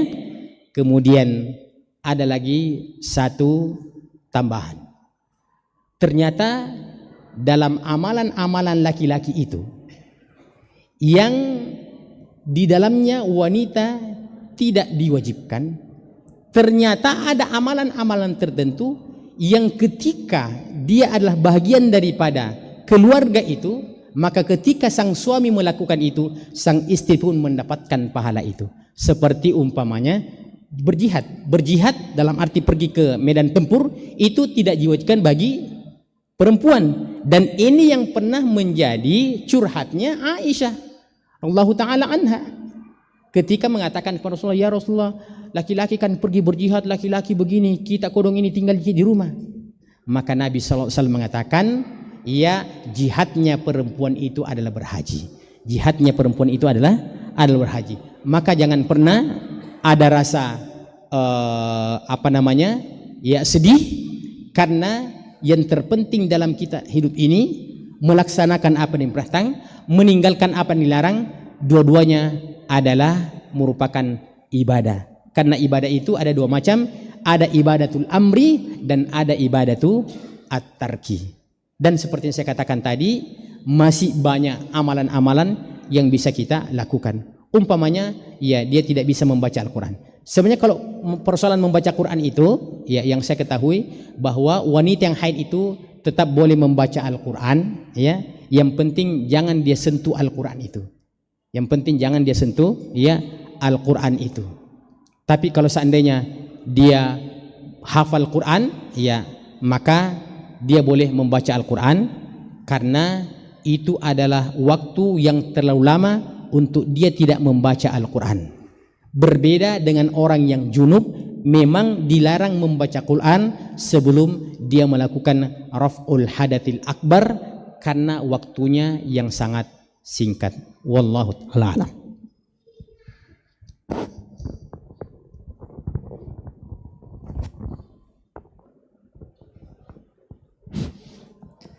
Mungkin untuk sesi tanya jawab kita cukupkan.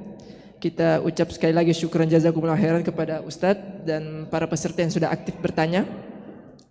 Karena berakhirnya seluruh rangkaian tabligh akbar Zulhijjah kita, maka berakhir pula tugas saya hari ini. Kami selaku panitia memohon maaf sebesar-besarnya atas segala kesalahan selama acara berlangsung. Bila ada jarum yang patah, jangan disimpan dalam hati. Bila ada kata yang salah, jangan disimpan dalam hati. Kita tutup dengan doa kafaratul majelis. Subhanakallah wa bihamdik, asyhadu an la ilaha illa anta, astaghfiruka wa atubu ilaik. Assalamualaikum warahmatullahi wabarakatuh. Sebelum beranjak, mungkin panitia ingin memberikan arahan-arahan.